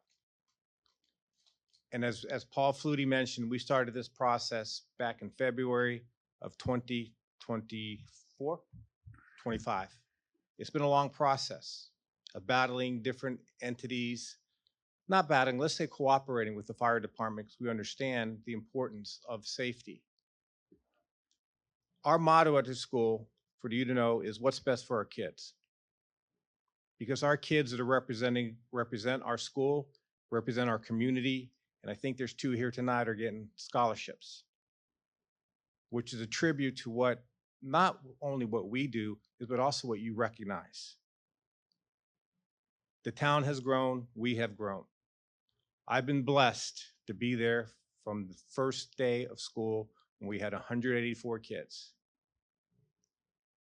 in one building. Yes, long ago. I still go to high school every day. But what we're asking you is something that will benefit our community, because the kids will have an opportunity to move on into something that we only dream about for them, whether it's going on to college, become a Pulitzer Prize winner like we had a few years ago when she broke the Sandusky Penn State thing. She won a Pulitzer. She's a graduate of our school. Kids at MIT and so forth and so on, police officers. Heck, even one of the first graduating classes. The guy loved fixing cars. He's a lead mechanic of a NASCAR team out of North Carolina. These are the kids that may not have had the opportunity today,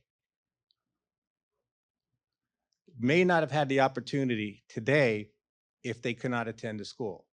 One of the things that was mentioned earlier by one of the residents, we do have a fence on the west property, but it's not sufficient. It's a 6-foot chain link fence. We've put bollards in the area that these ATVs have pulled out west of the burn. When I'm talking metal, concrete, embedded into the ground, and they've been yanked out. So this is the best thing that we can do to protect our kids. Because again, I know I'm being repetitive in this aspect. Today's totally different than it was when I was in high school. So if there's any questions you have for me, and it's an honor always to be here. I know I've been here quite a bit of times, and it's always fascinating to how these things go. And I thank you for the time. I thank you for the support, and let's go Mavericks.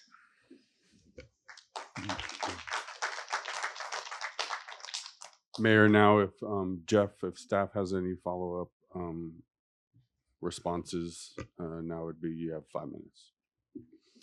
No follow-up responses, but if the council is going to make a motion to approve with conditions, just want to be clear that in addition to anything you all change out from the dais, that it be all the conditions in the resolution, the conditions that were added regarding placement of the wall, landscaping, and the maintenance of it, and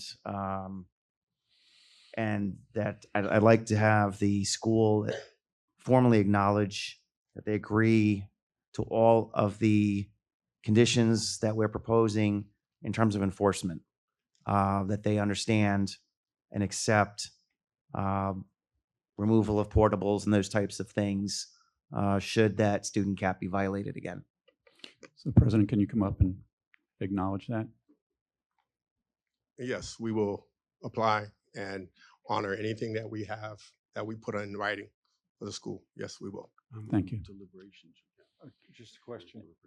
Jeff, we talked also, and I don't know if the council agrees, but talked also about this being contingent upon Broward County signing off on changes to the major intersection. That's not our recommendation. Our recommendation was that you not grant a second increase, or you consider not granting a second increase if those things are not implemented by Broward County, but you can certainly make that part of your motion for, what's before you tonight, an initial increase. I'm comfortable with a phase 2.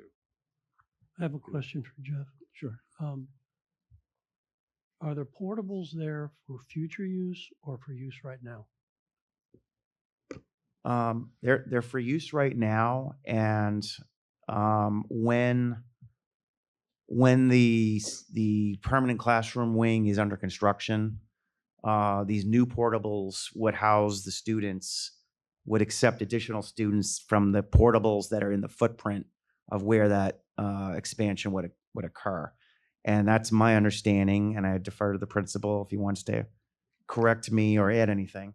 No, you're right. You're correct. The only thing, it won't be additional classrooms, it'll be a theater. Are there portables there now? Yes, Are they in use?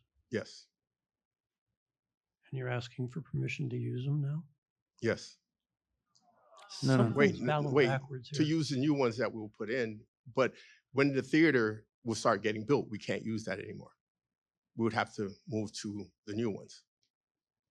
Did I explain that correct? You lost me. Yeah, you lost me too. Okay, so right now where the portables are is where the theater would be. So when we start to build. And those portables have already been approved prior. Is that correct? Yes. Okay. Yes, we're All right. currently being used. Sure.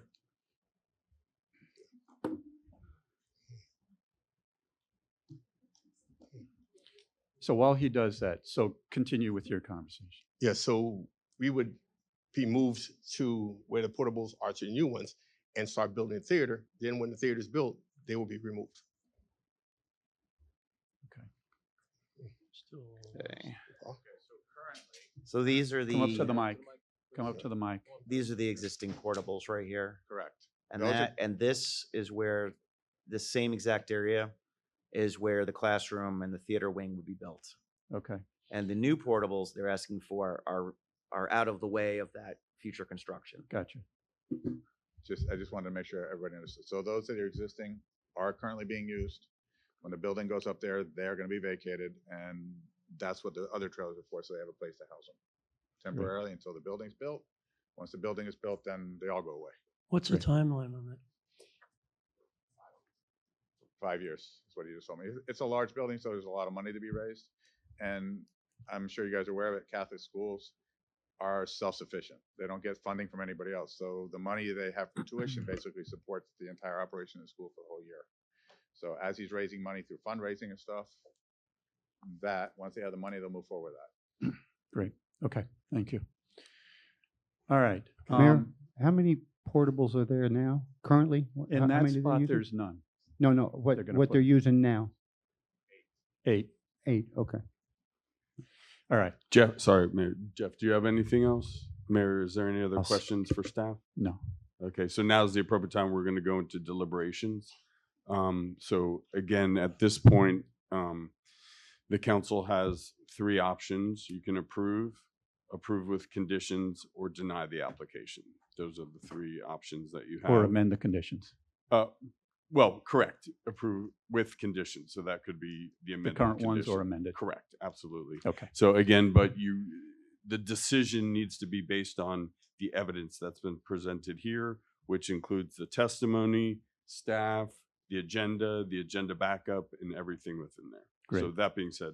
Thank you. Go ahead, sir. Appreciate it. A couple comments real quick. First of all, Tony, great to see you again. I know we had a lot of whatever, but it's always good familiar face through the years, and appreciate you being out here. Second, this is an awesome school. Never been debated up here, never been questioned up here. You do an amazing job at that school, and we're proud to have you part of Southwest Ranches. We're extremely disappointed to hear about the enrollment numbers, but I think we've made that clear. But never questioned the academic elements of the school. We're super proud. You all do an amazing job over there, and glad that you're part of Southwest Ranches. I can't make the motion, but I can tell you, to me, their enrollment cap is 1,800, and they're at 1,940. I don't see rewarding that with anything more than 1,940. I'm more inclined to say, go to 1,900 and prove to me that you can actually keep an enrollment cap where it's at. That's kind of where I'm inclined, but I'm okay with 1,940, because the other side of me says, if there are students there, I don't want them to turn away any students that are currently enrolled because now there's no seat for them. So my thought is they should have to stay at 1,940, and not for 2 quarters. I didn't know, I wasn't raised on the quarter system. That's why I asked that. But I think there should be a full academic year. Prove to us that you can stay at 1,940 for a full academic year with the reporting. Because I'll be honest with you, and I'm just being honest, that of all the testimony I've heard, I have not heard a single element that was a concrete change that you're going to make to how you're going to stay at 1,940. I haven't heard one comment along those lines. I've heard a desire to do it,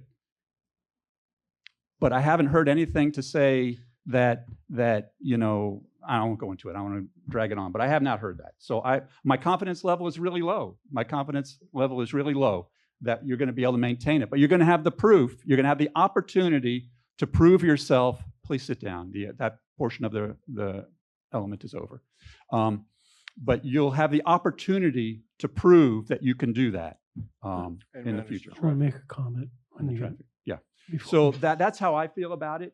I can't make the motion, but that's how I feel about it. So I'll open up to you all. You want to go first, David? or- Yeah, Mr. Mayor, let me ask you regarding issues that you're bringing up. I looked at, I thought about it, and it kind of made sense. However, I would agree with that if that same group of students, all those grades are all going through together. We just had a graduating class. They're taking in new students. So I'm inclined to go back to 1800 for a year. Yeah, Until they I wouldn't do implement that. until they implement these traffic controls. I have been on that road and it's a disaster. You guys don't drive on that road. Yeah, we do sometimes. Okay. Whenever I can't avoid it. I don't want to be punitive towards them. I really don't. They- they They're a made great part of our town. They're, 1,680,000. so I don't, to be honest with you, David, I would have to vote against that. All right. But on the other hand, I don't want to reward bad behavior either. And I feel like going to 20,000 or 2050 is rewarding bad behavior. Like, Yeah. Agree. And so I agree with that. I'm not comfortable with that at all. I'm But comfortable look- keeping the cap where things are, but I want to see changes in the traffic patterns. Yes. Yeah. The traffic is my biggest issue with this whole thing. I mean, the kids are great, the school is great, but the traffic is the problem that I really want to see addressed. So keeping it capped, I can live with that where it is now with them 1940. coming back, yeah. But they've got to make changes in the traffic patterns based on the studies that have been done. Yeah, I echo that. What they need, the traffic stuff has to, the studies, whatever it is, the extra patrolman, whatever, that needs to happen now. Yeah. Not 6 months from now. I agree. And Well, there's no school now. I'm School's over 2 fine with months. keep capping it at 1940, which is where they're at right now. Right. And they don't go any higher wanna unless see they if come they can back do to it. us. Yeah, that's where I was at. Prove, Okay. If they were going to go for more, I was ready to take the negative position. Yeah, based I on know. that, which I'm sure you guys figured out. Yeah. And that's why I was quick to motion the table, so I could avoid that, Yep. But it didn't work out that way. Anyway, long story short, I'm okay with the 1940, and I don't think we should even consider an increase in students until all the traffic and all the other conditions that are in here are met. I agree with that, and I don't think we should consider it until the end of the following school year. I want to see a whole year where they keep the cap where it needs to be. Oh, I agree with it, 100%. Yeah, which is not within the proposal. It is only 2 quarters. Yeah, So that needs to go be to changed. 2028 school year. I don't know, Mayor? somebody want to make a, yeah, Jim. They have 8 portables currently at the school. Yeah. They have 1,940 students. They're asking for 10 portables. Are they going to sit empty? The other 2? Well, that would have been a question to ask them when they were Okay, standing up well, there. I was just curious. I mean, it just now come up that, there was 8. So now they're asking for 10.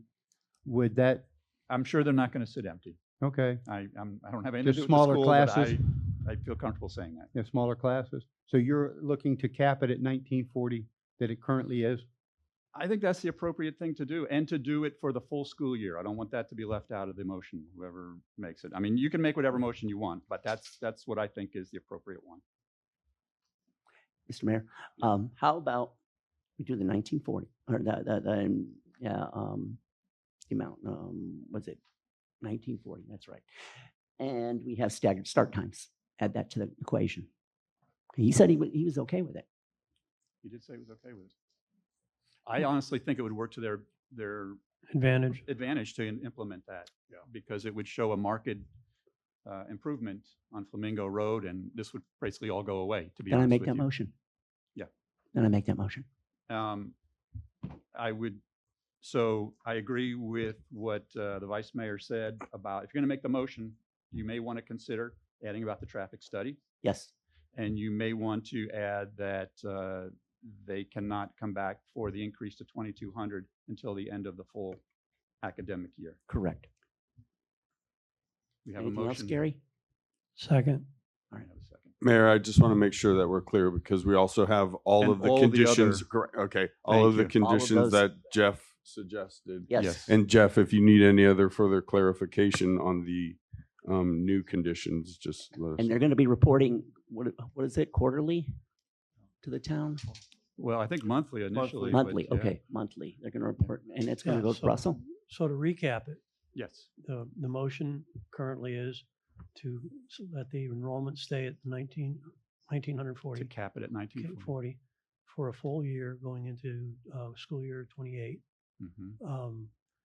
And all the conditions that Jeff has outlined. Yep. Plus the condition of staggering the start times, and which will also end up staggering the end times. Right. So. Yes. So we're all clear that's the motion. It sounds correct to me. Yep. Can't do that. So you can't speak from Yeah, there. no, this is. So I'll say this. Well, go ahead. Go Just ahead. really quick, staggered, we can't stagger each grade.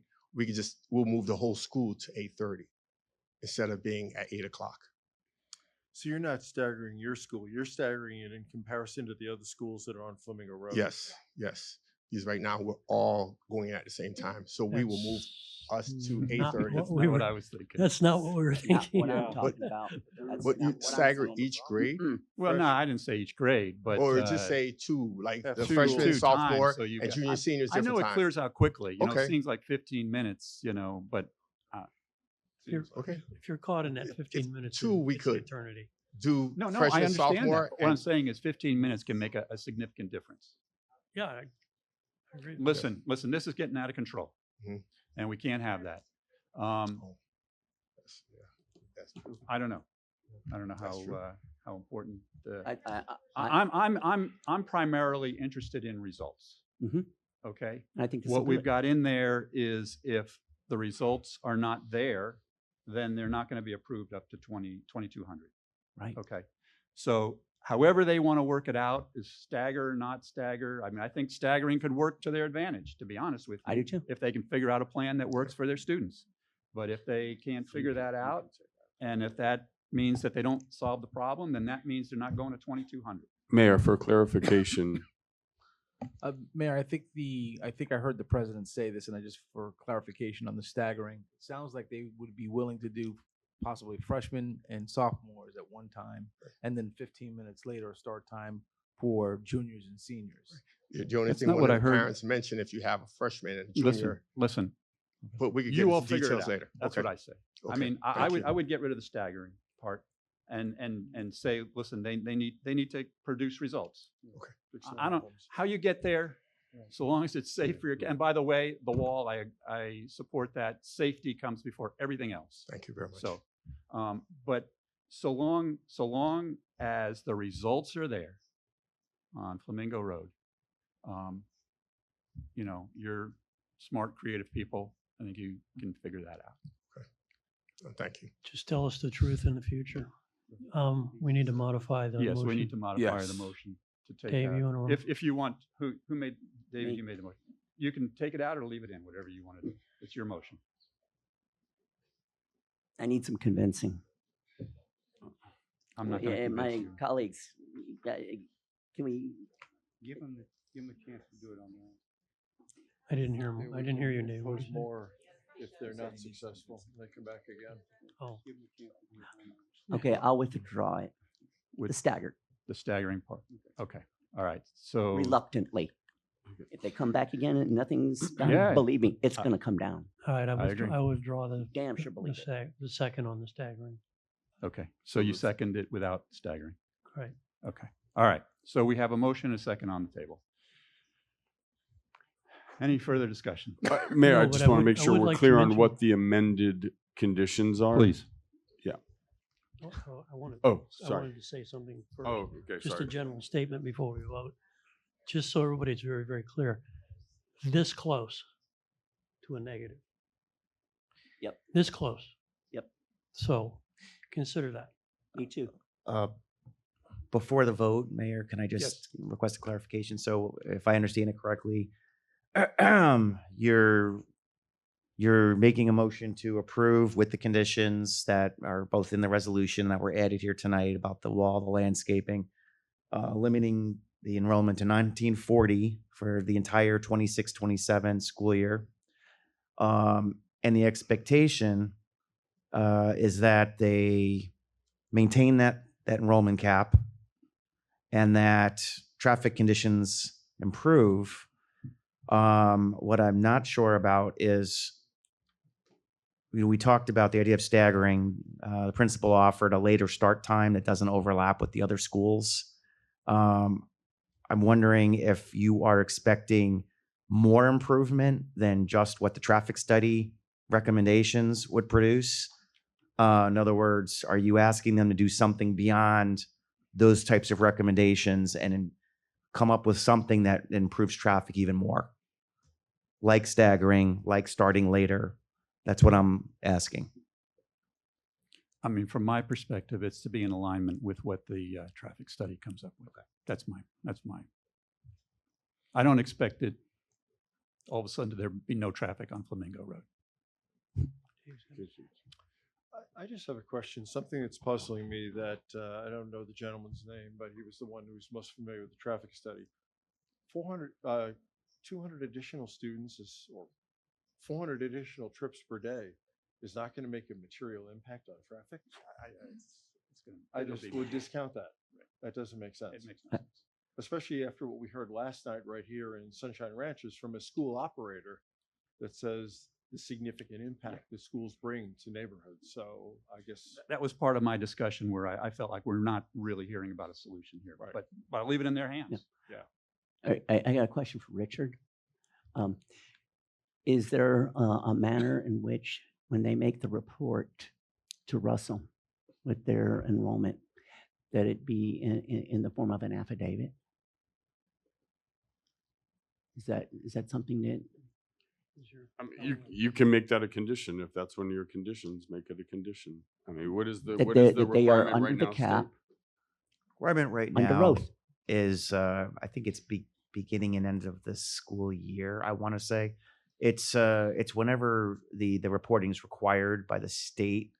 And I know that's required at least in the beginning. I'm not sure about the end. That might have been an additional town requirement, but that's what we've been asking in the past and what's included in the resolution. I was under the assumption that they had a monthly reporting. Well, the additional reporting was, you can modify that, but the reason we proposed it was that basically whenever the engineer goes out there with the video monitors or what have you to actually do the monitoring, that we have actual attendance rolls, for those days, just so that we know. The principal was discussing, well, people don't show up and, and whatnot. We know what the actual numbers are that we're counting. Yep. That's what I mean. Yeah, the question was I on think. an affidavit, though. Pardon me? Yeah, my question is about the affidavit yeah. because then you're locking in somebody under oath. Right. And perjure otherwise. as an attorney, that kind of really solidifies somebody's word. And I would like to add that to my motion. I don't know if it's going to fly. What's the requirement where'd Jeff go? What is the requirement right now that they're required to submit? Is it submitting to the state? Is it submitting to Russell? What is this report regarding the? Well, they do submit to the state at least, and I'd like clarification on that from the school, but at least in the beginning of the year, and that's the state requires that of all the private schools. Anything beyond that would be a town requirement. So we could basically require it monthly then. Correct? If that's what you put as a condition. I think it's certainly in there as monthly. Yeah, Huh? I think that's the condition is monthly Quarterly. reporting, right? Beginning and end. All right. I think there's a little confusion. So what we talked about is we have the enrollment reported at the beginning and the end of the year, Right, the school year, to the town. right, In the past, we didn't specify who that was to be provided to. So right. I assumed Keith was getting it, and he probably assumed I was getting it. Now Russell, myself, and Keith all need to get it. Right. We'll be looking for it. Good. The monthly reporting, and it's not really monthly, it's just periodic. That was the traffic monitoring, right? That would okay. be probably no more than monthly and maybe less than monthly as we go on. But that was periodic traffic monitoring. And when, on the days that the traffic is being evaluated, we want to know the attendance numbers, the actual attendance numbers, not enrollment, but attendance Gotcha. for those days. Gotcha. All right. So Dave, you amended your motion to say monthly or To say daily what? or? Quarterly, quarterly. That's Quarterly. fine. I'm okay with quarterly. Okay. I just I'll wanted, add I that just to the prefer it to second. be under oath. Yeah, I'll add it to the second. I like quarterly. Okay, so that's the adjustment. Every 3 months. Are we good as far as the motion itself? Yeah, that's, as long as All right. Russell understands it and Jeff understands it, then we're good. All right. Yeah. Okay. I think we're good. If we can please call. We have a please motion, call the roll. second, time to call. Councilmember Hartman, Yes. Councilmember Kaczynski, Yes. Councilmember Albritton, Yes? Vice Mayor Jablonski, Yes. Mayor Bright Cruz. Yes, Motion passed. thank you. Thank you all for coming out. Sorry it Thank was a you. little painful, Yep, but, sorry. obviously we're very disappointed to hear that the restriction that we put on there, you all exceeded and did not even report it to us. We're expecting for better things in the future. Thank you. All right, the next item. Want to give them time to clear out? We're going to take like a 2-minute, really quick 2-minute recess, just so people can come and go. If they need to, get some water, take a quick break. Okay, we're going to go ahead and restart our meeting. Town Council, Town of Southwest Ranches. All right, we'll just wait. David here, awesome. Okay, we're all set. All right, the next item, we're so proud to be able to partner with the Sikh Society here. They have been such tremendous partners in a number of events really throughout town. The time and the effort and the commitment that they make to our town is beyond words. I can't express how thankful I am that you all are part of our town and all you do for our town. So the next one is they're going to do a presentation for a donation that they're making to the scholarship fund. So if you all could please come up.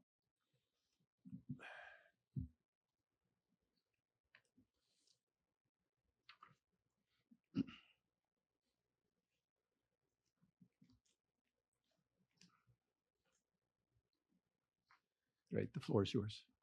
Thank you. Thank you, Mayor and the council.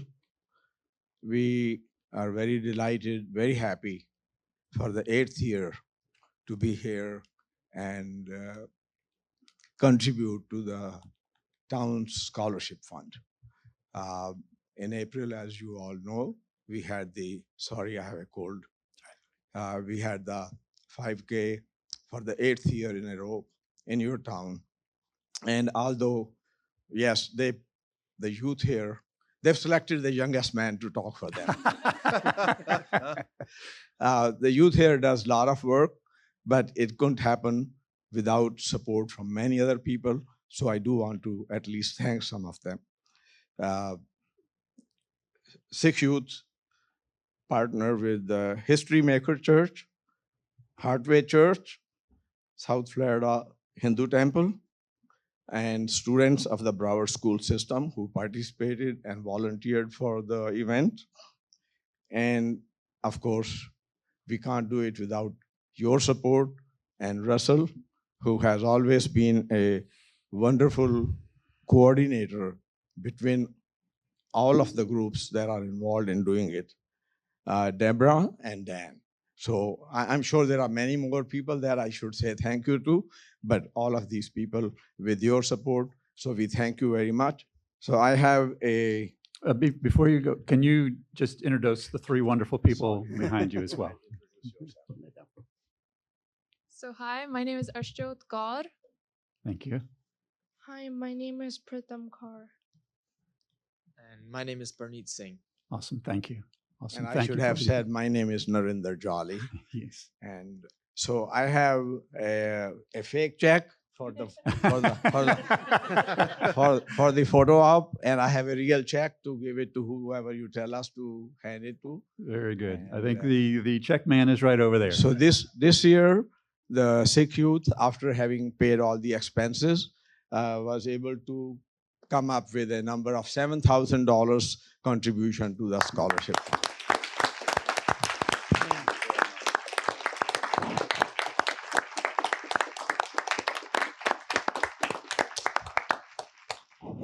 I do want to say one more thing, because if I don't say it, I won't get dinner home tonight. We have over 8 years brought in a total of about $84,000, Wow. I think. Wow. And my wife has served 154 gallons of mango lassi.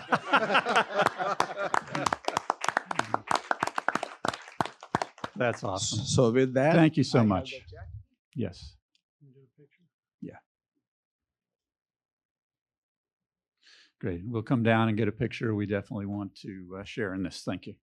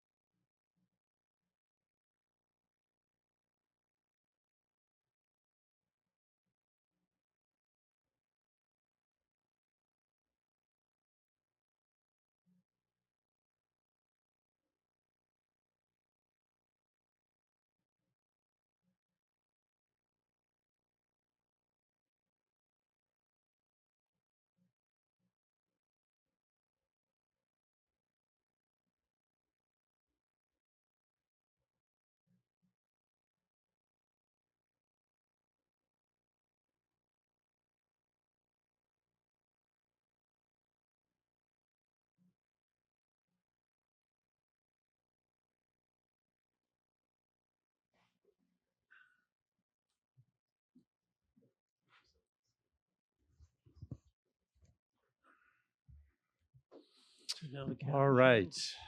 So, so without any further ado, this is really, to me, the special part of tonight is the students, all the work that's gone into this, the hours that they've put in, the incredible essays that they've written that we've read through, and just the opportunity to get the insight into our students and how they view our town through those essays that they write. And as your mayor or somebody on your council, one of my single most important things that's important to me as being your mayor is knowing that what we've built here is being passed on to the next generation. If it dies with us, then we haven't done our job.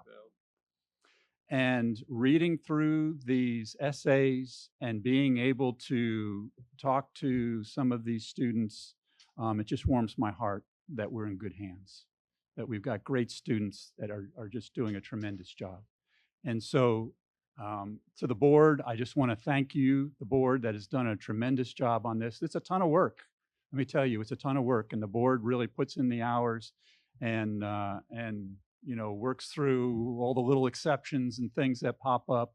And so I really want to thank the entire board and all the hours they put in. And I want to give special thanks to Kathy Sullivan for the leadership that she brings to that board and the heart that she has for it. All right, so enough from me. Kathy, if you can kick us off and let's hand out some of those scholarships.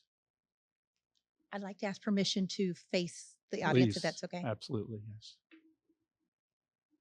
Oh, look how smoothly that went. So you know, I like to talk and stand up here. So I wrote down my thoughts so that we could keep this moving. So many years ago, I sat in that little conference room in the front of town hall with 8 other women, and many like me who had grown up out in the ranches and were ranchers' kids. We were fighting to give our kids every advantage in the school system, and we noticed that the other students were eligible for scholarships that our students were not. They were based on residency, and we didn't have schools in our town at that time. That was when we decided to create our scholarship. We went to town hall, these 8 women, and we had big dreams. And we went to town hall and said, we want a scholarship. And town hall said, sounds great. Go ahead. We don't have the money. We don't have the budget. So we went back to our little conference room over there, and we had some talking and things to do.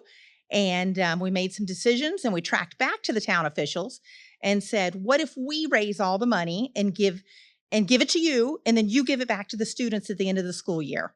And they said, absolutely. They would be very happy to help by qualifying the students, verifying their hours, and giving the money that we raise back to them. And that's how our scholarship was born. It started with a lot of car washes and bake sales. But thank goodness we had a lot less applicants back then, and the money went farther. We were able to make this money stretch. This year we had 33 scholarship recipients, our largest ever. Yes. It's amazing. I'm so proud to have that many kids working hard in our town. It's overwhelming. It's overwhelming for me. I love tonight. It's a lot of money to raise to give scholarships to 33 kids. And it's so fun to see these kids truly become invested in the scholarship. When they're dragging kids around on pony rides at the food truck events, they're serving your dinner at the barn dance, they're actively participating in raising money for their scholarship. We don't get any funds for this scholarship except what these 8 women, we run around and we do every fundraiser we can think. We don't have a bank account. We don't have a checkbook. We raise money and we give it to town hall. We're not a nonprofit. We're just people that live in this town that want to make a difference and want to see our kids succeed and have every advantage that every other kid in school with them has. I just start talking and I get off track. Our scholarship gets larger and larger each year. And these kids partnering with us to raise money makes all the difference. And there's lots of volunteer opportunities in town. But what's really special is when the kids are doing something that's raising money, when they're serving your dinner at the barn dance, because they know a large part of our scholarship money comes from that barn dance. So everything they can do to help to raise that money goes back to them in scholarships. Most of the faces in this audience have supported us year after year. The Sikh youth, it's amazing. We couldn't give away 33 scholarships without them. All the neighbors I see in this room slipping me $10 at the end of an event. Every dollar helps everything. Everybody in here has been such a part of it. And I'm proud to have been a rancher kid and grow up out here and to watch all these kids grow up out here. I love it. These kids are my heart. And some of them I don't get to know as much as others, but there are so many kids that all 4 years come, and it's such a special thing. And they're such a big part of this. And I'll be an emotional mess as we give these out, but it's a very special night. And thank you for everything. Selena, you want to come help? So we're going to call your name. Debbie, do you want to come up too? I think that's anybody on the board can come up, please. To see us mighty fundraisers. How much did we raise this year? Just come close. That's our treasure. 1,200. So, okay, 8 of us raised $34,000 this year. Yes. So, no bake sales this year, but we had a lot of other events, and I appreciate the help. So they're going to call out, and when your name's called, please come forward. Please stay forward so we can get some good pictures. And then this year, for the first time ever, we have a special award. The student that put in, and wasn't hugely advertised or anything, but the student that we raised almost $40,000 this year. Almost $40,000 this year. So, this year, we did an additional scholarship for the student that put in the most volunteer hours for the year. And so after we give away all the regular scholarships, then we'll go over that. But we'll be quick. Okay.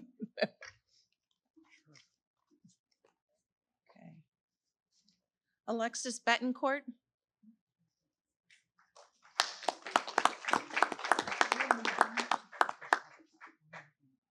Lauren Betancourt. Alexis Christensen. I think we lost a lot during the quasi-judicial, so about lost me. Allison Contreras.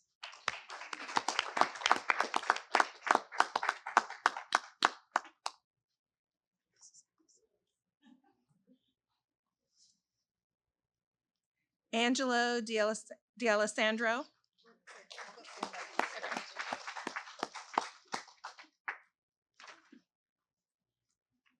Macy D'Alessandro. Alex Escalera.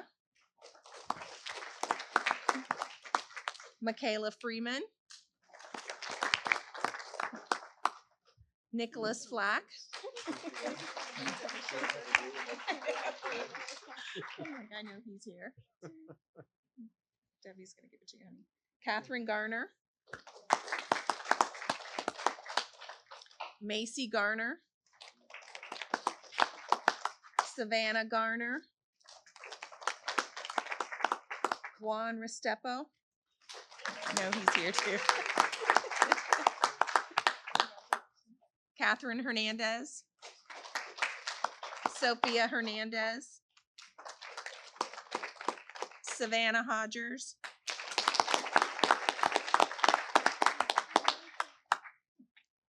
Salima Hussein. Juliet Jones.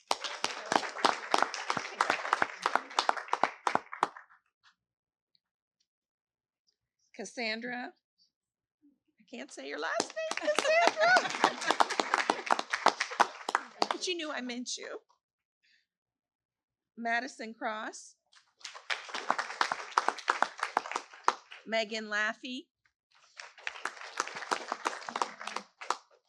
Peyton Lukey.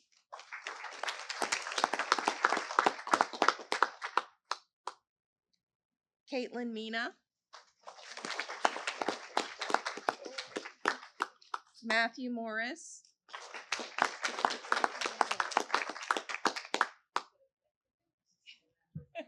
Sophia Morales. Alyssa Melicon.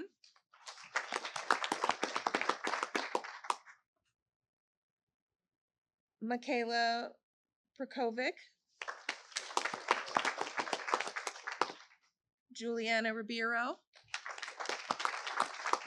Lauren Ribeiro. Alexander Strohs.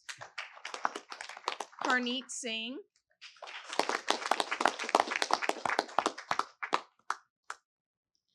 Ira Schwartzman.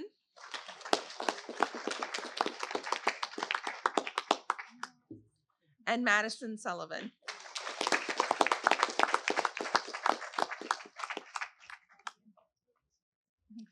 Thank you all so much for all of your hard work and all of your hours. So many of you I have seen at dozens and dozens of events, carrying chairs, chasing after children, serving food, and we appreciate all of your efforts to help make this scholarship a possibility for so many students. Thank you. We're going to move this for a picture, so y'all just move back like behind us, and we're going to do one more scholarship first. Through a remarkable commitment to community service, we had a student that completed 255 and a half volunteer hours. The highest number of volunteer hours recorded among scholarship participants this year. Your dedication, generosity, and willingness to serve your community exemplify the spirit of volunteerism the town seeks to encourage and celebrate.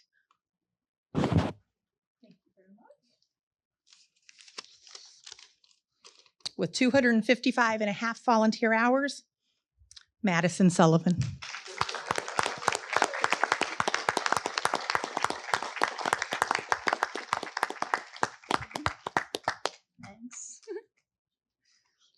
Okay, we're gonna slide this out of the way, take pictures. Sorry. So one of the things that we failed to mention, and it got ahead of us because Kathy was actually presenting tonight. So the scholarship that Madison, her daughter, won, and she did not know that. We developed this scholarship in Kathy's name because of her exemplary leadership for us and for this board. And so each year now we are going to give a scholarship in Kathy's name. This is the Kathy Sullivan Scholarship for the most volunteer hours each year.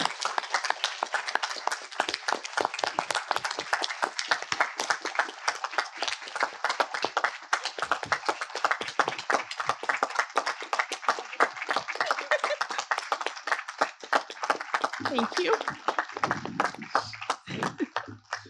So if we could have the council.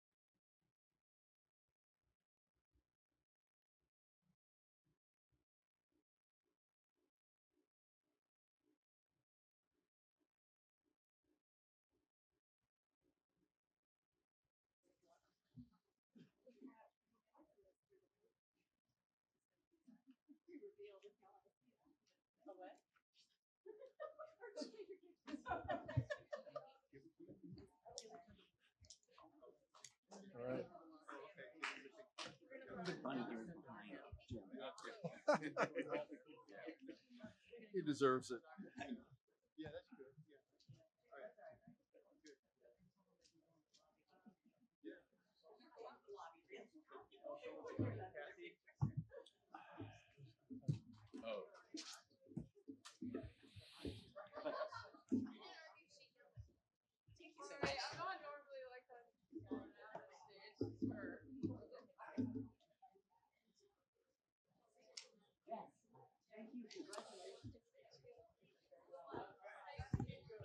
Okay, so let's while we get that figured, we do have another presentation that we want to go through with Sneaker Impact. I apologize that have you wait through all these other items, but thank you for being here. We're going to go ahead and do that presentation. Who?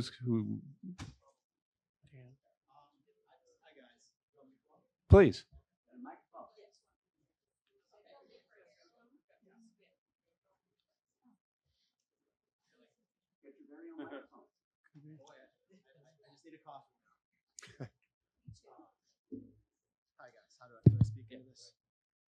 Thank you for having me, Town of Southwest Ranches. My name is Brian. I'm the educator for Sneaker Impact. We're based out of Miami. Thank you for being a partner of ours. We take shoes and give them a second life. We divert them from the landfill. It's very simple. There's two options. They either get reused or they get recycled. If they're reused, they're given a second life in developing countries like Haiti and Honduras and 20 other countries we work with, creating over 5,000 jobs have been created by reusing these shoes and diverting them from the landfill. The shoes that cannot be reused, 10% or so, are recycled and made into new products. They're recycled in our facility in Miami and made into sandals in Georgia and yoga mats in our facility and other types of building materials that I brought tonight. That's it. We're very simple. We're not fancy. We just take shoes and give them a second life. And we are diverting a lot of carbon by doing that. And we are creating a lot of jobs by doing that in Miami and around the world. Thank you for having me. Right. So before you step away, can you just tell us a little bit about how we're participating, how we can support Yeah. you. Talk us a little Sure. about that. Well, you guys had us at your International Day of Zero Right. Waste, Yep. and you filled up a couple of boxes. Now we have a beautiful thing for you to show off, clear custom box. Sorry, it's just been a very long day. And how else have you been involved? You had me up to another Zero Waste Advisory Board meeting in December or so, and I spoke there in front of the board. Right. And we want to be a continued partner. The founder lives in Southwest Ranches. I live deep in Miami.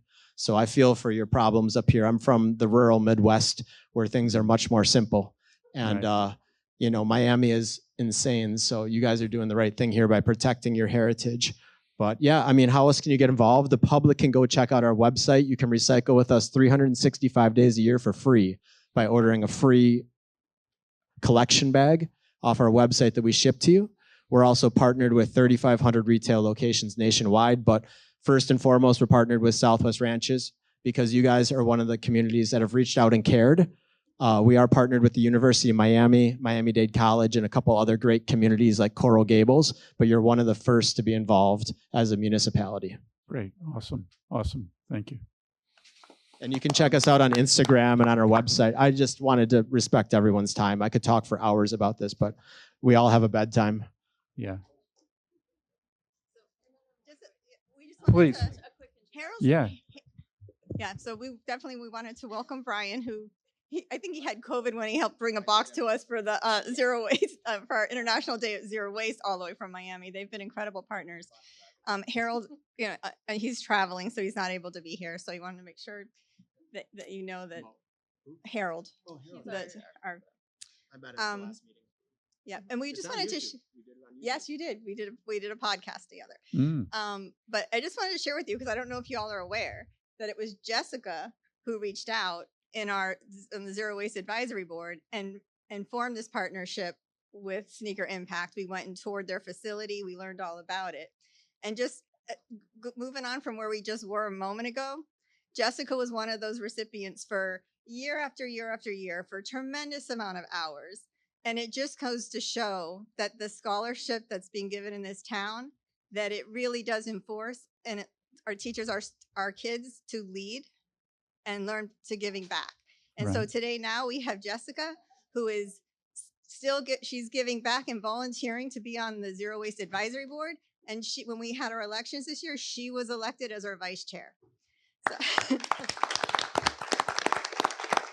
So Bob and Nancy, I know you're tremendously proud of her, and you absolutely should be. But and like the mayor said, it's just so inspiring as to where our future, the next generation is going to bring this town.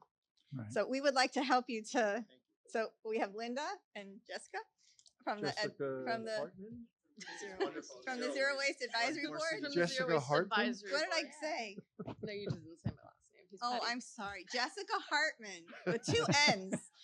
Very proud of my daughter. Well, I think without further ado, let's unveil this bad boy. Let's do it. Let's do it. Sure. Okay, this way. Somebody look at that. Can we turn it? And it also includes our new Zero Waste logo.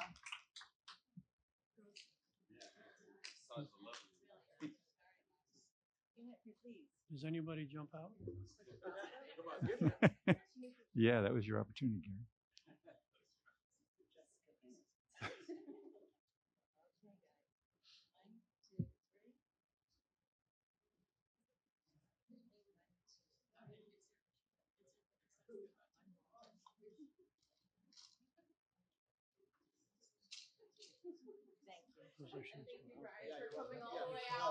Yes, thank you, Brian. One last thing is a lot of people want to know what we accept, and I didn't mention that. We accept all running and walking shoes of any condition of running and walking. We don't collect sandals or heels because those don't live a second life in Haiti and Honduras, where we service the communities that need help with essential footwear. We take running and walking shoes and we give them a second life. Great. Thank you guys for having. Thank you, Town of Southwest Ranches. You guys are very inspiring. Thank you.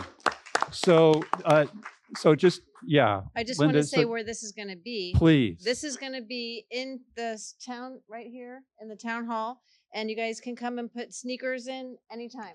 we'll keep emptying it and delivering them, or you'll pick them up, or whatever it is. But please see this in the lobby, and put in your sneakers and use new, whatever you want, and they're going to be recycled and reused. Yoga mats, sandals, flooring. Thank you so much Right. for coming. Yes, I'm thank sorry you. It was so Yeah. long. Thank Great. you. Thank you all. So not only are they repurposed and reused, but they don't go in the landfill. So it's a double good thing. So, all right. Push it somewhere else. Put it in the lobby. Very good. All right. So we have one more presentation from Broward Transit.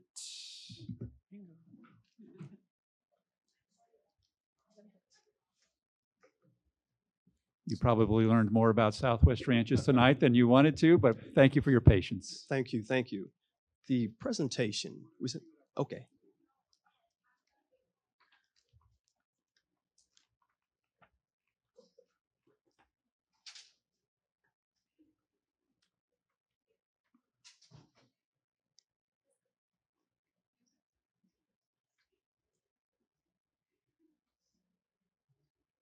Okay, good evening. I am Barney McCoy. I'm the Assistant General Manager for Service and Strategic Planning for Broward County Transit, 3100 North University Drive, Plantation, Florida, 33324. I want to thank you for the opportunity this evening to provide an update on a project that we started working on about 3 years ago called Transit Forward 2040.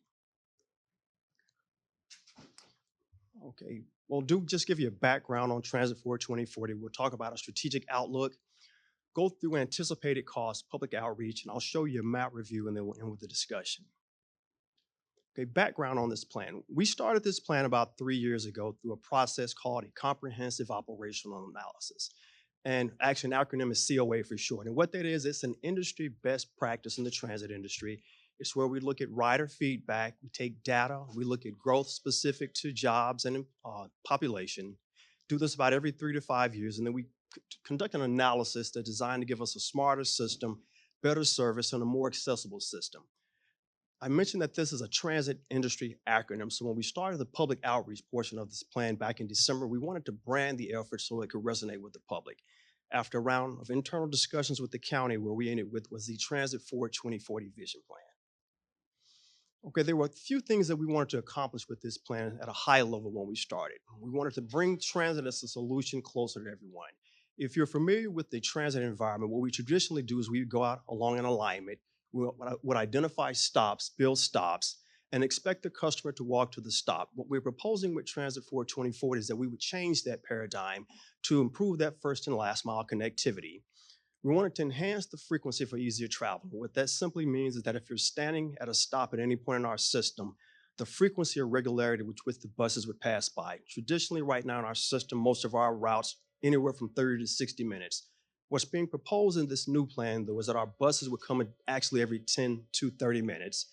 And then we wanted to expand our hours to meet community needs. That simply means we would start services earlier in the morning and end them later in the evenings. When we started this effort, we were asked 2 questions right off the bat from the public. They asked us, why now? We wanted to acknowledge then, as we do now, that the county's growing. This is specific to population, specific to employment. And then we also wanted to address something that every transit operator across the country saw after COVID. The commuting patterns shifted. What we saw were a lot of abbreviated work weeks.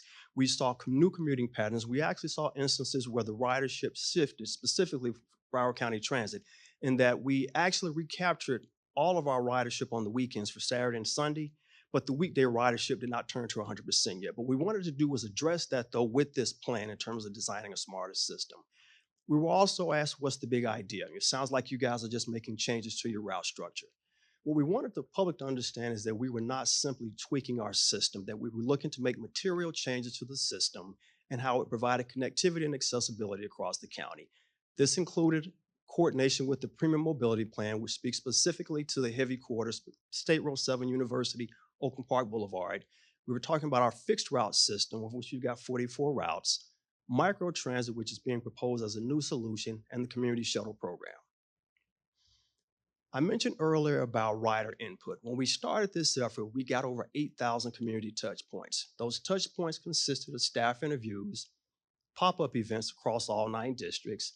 We had listening sessions with over 28 participating municipalities in addition to strategic partners like the NPO, FDOT. We had online engagement in the form of an online survey and an online town hall. We had customer interviews where we actually asked our consulting firm to go out and ride our services, talk to the customers. And then the lion's share of these 8,000 touch points consist of what we call origin and destination surveys. Origin and destination surveys are the backbone of any analysis like this because what it essentially does is tell us where people start their trips, where they end their trips, and then how many connection points they make to get to that trip though. What's specific about the origin and destination surveys for this effort is that we were actually able to collect 7,300. That number is important because it gives us what we call statistical validity in that 7,300 touch points is a fair representation of our average daily ridership, which is about 72,000 trips. I mentioned earlier about data. We use the census data, which gives us a 10-year look. We use the American Community Survey data, which is a 5-year refresh on that. We use something called the longitudinal household employment data. And what that essentially tells us is the number of households within the census tract, number of individuals living in the household, number of individuals who are working in the household. And we use a relatively new platform specific to cell phone data. That's important to us because what it allowed us to do was to track non-identifiable cell phone trips across the county. Again, that was a checkpoint for us because it told us where people were starting, where they were ending, and the quarters that they were using to make these trips. We use advanced scheduling software in order to schedule the services earlier, provide more frequency during the hour. I mentioned the origin and destination surveys, and then we also used heat maps. Heat maps are important because what we did was took these data points, overlaid these data points on top of our existing fixed route network. What that served again was a checkup for us to tell us we had connecting points where people were actually making these trips, identified areas where we did not have services, and also identified areas where we need to improve or add services. By and large, what we learned through the initial public outreach phase is that our customers wanted our service to be on time. Being on time mattered. They wanted the ability to make easier transfers. That speaks to reducing the wait time between connecting routes. They wanted the ability for modern technology in terms of tap to pay, in terms of paying fares on the buses.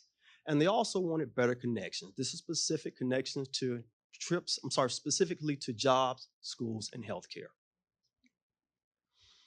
As we move forward to a strategic outlook in terms of what this plan brings to the county, you're going to get faster trips to your final destination as we provide more directness of travel. You'll get more frequent service as we move to reduce the connecting times or wait time between services. You get better connections as we provide more services to the trip generators. You get more service options as we move to implement new services. You get more efficient service. And what this speaks specifically to, if you're familiar with our route structure in Central County and the southern portion of the county, we have a lot of routes that what we call circuitous by nature, that they're not direct lines of travel. What we propose in 2040, Transit Forward 2040, is that we would straighten out our route network to provide a more efficient service. You get modern amenities, which speak specifically to things like upgraded bus stops, bus shelters, transit centers, transfer facilities, and technology. You get a larger service area. This is important because our service area right now is 410 square miles, and we acknowledge the fact that we're bordered to the west by the Everglades, to the east by the ocean, and county lines to the north and south. When we say larger service area in this context, what we're talking about is putting more service into that existing 410 square mile footprint. A more accessible system in that we're providing more of the first and last mile connectivity, and increase ridership by virtue of the fact that if we make these changes, it's expected that we will improve our ridership. What you see here is BCT's existing service mix. You've got our local bus network, which is the backbone of the system. We've got 44 fixed route across the system. Services start as early as 4 a.m. with some ending 1 a.m. the following day.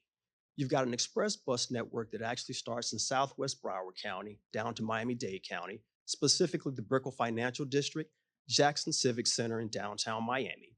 You've got the Community Shuttle Program, which is a partnership with 18 municipalities where they operate 54 routes using smaller buses.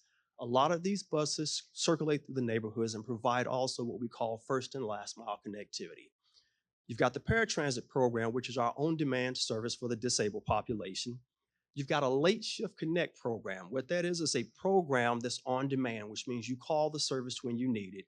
That is specifically targeted for times where we don't have regular service on the street. So what we're talking about is service that operates in the late evenings and early mornings. And then you're able to tie these services together with our Ride BCT app. What that allows you to do is track buses and also accept some forms of mobile fare payment. What's being proposed as part of Transit 2040 is that we take the existing service mix and then add this on top of it. We're talking about a high frequency bus network. This gives you the frequency of every 15 minutes. This is specific to corridors like Atlantic, Hollywood, actually Sheridan, and Sample Road. We're talking about bus rapid transit, which gets you the frequencies of 10 minutes or less. This is proposed specifically for corridors like University Drive, Oakland Park Boulevard, and State Road 7. You've got the light rail transit solution, which is being proposed for the Broward Boulevard corridor, in addition to the connection to the airport seaport. You've got commuter rail, which is being proposed along the FEC corridor on the east. This speaks specifically to commuter rail north and south. And then you've got the microtransit solution. Microtransit as a solution is being proposed to fill 3 specific needs within the system. One, in areas where we've identified as transit desert. And a transit desert is simply a transit industry term that says it's a place where we need to put service where we don't have service. Again, in a traditional paradigm, we would go out, identify a corridor, we would build stops at about $30,000 to $40,000 a stop, and then buy buses with the expectation that the bus would travel north, south, east, west on the corridor. The microtransit solution that's being proposed is that what it would give us is a better level of service and more coverage with less investment. It's being proposed also as a backfill. I mentioned earlier about areas where we're actually straightening out our route structure. Microtransit is being proposed to backfill in those areas so customers who are currently accessing the system will continue to be able to access the system. And then last, for the community shuttle program, we have some routes in our community shuttle network that are not very productive in terms of ridership. What's being proposed is that we move away from that current paradigm where, again, operating on the fixed route structure, and we replace those routes with what we call microtransit zones.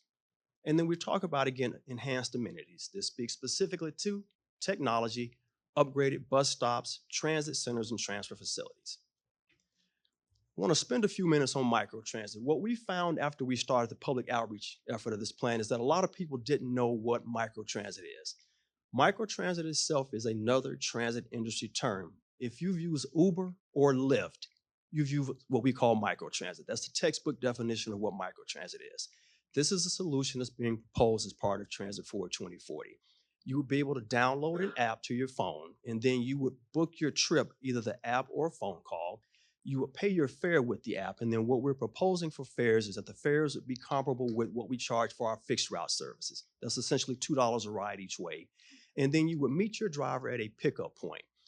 The microtransit zones, though, work best when you have zones that are about roughly provide 3 to 5 mile trips. So if you're traveling to a point within the zone, the service would pick you up within the zone, drop you off within the zone.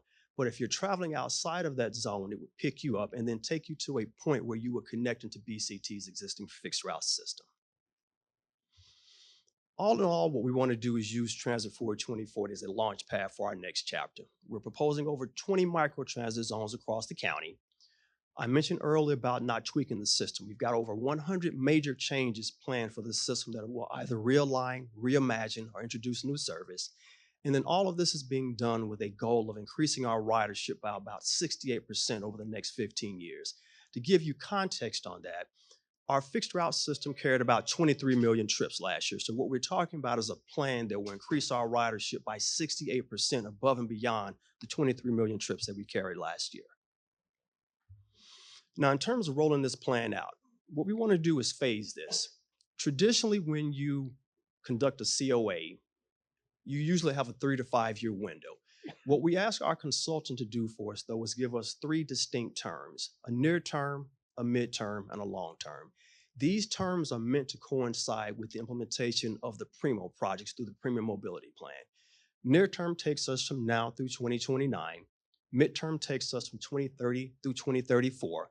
And the long term takes us from 2035 out to 2040. What's important on this slide, though, are the improvements noted on the left-hand side of the screen.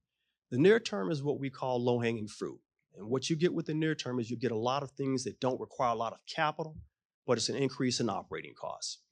If you move from near term to midterm, though, you see that you get all the improvements associated with the near term with the introduction of bus rapid transit, light rail transit, and commuter rail south.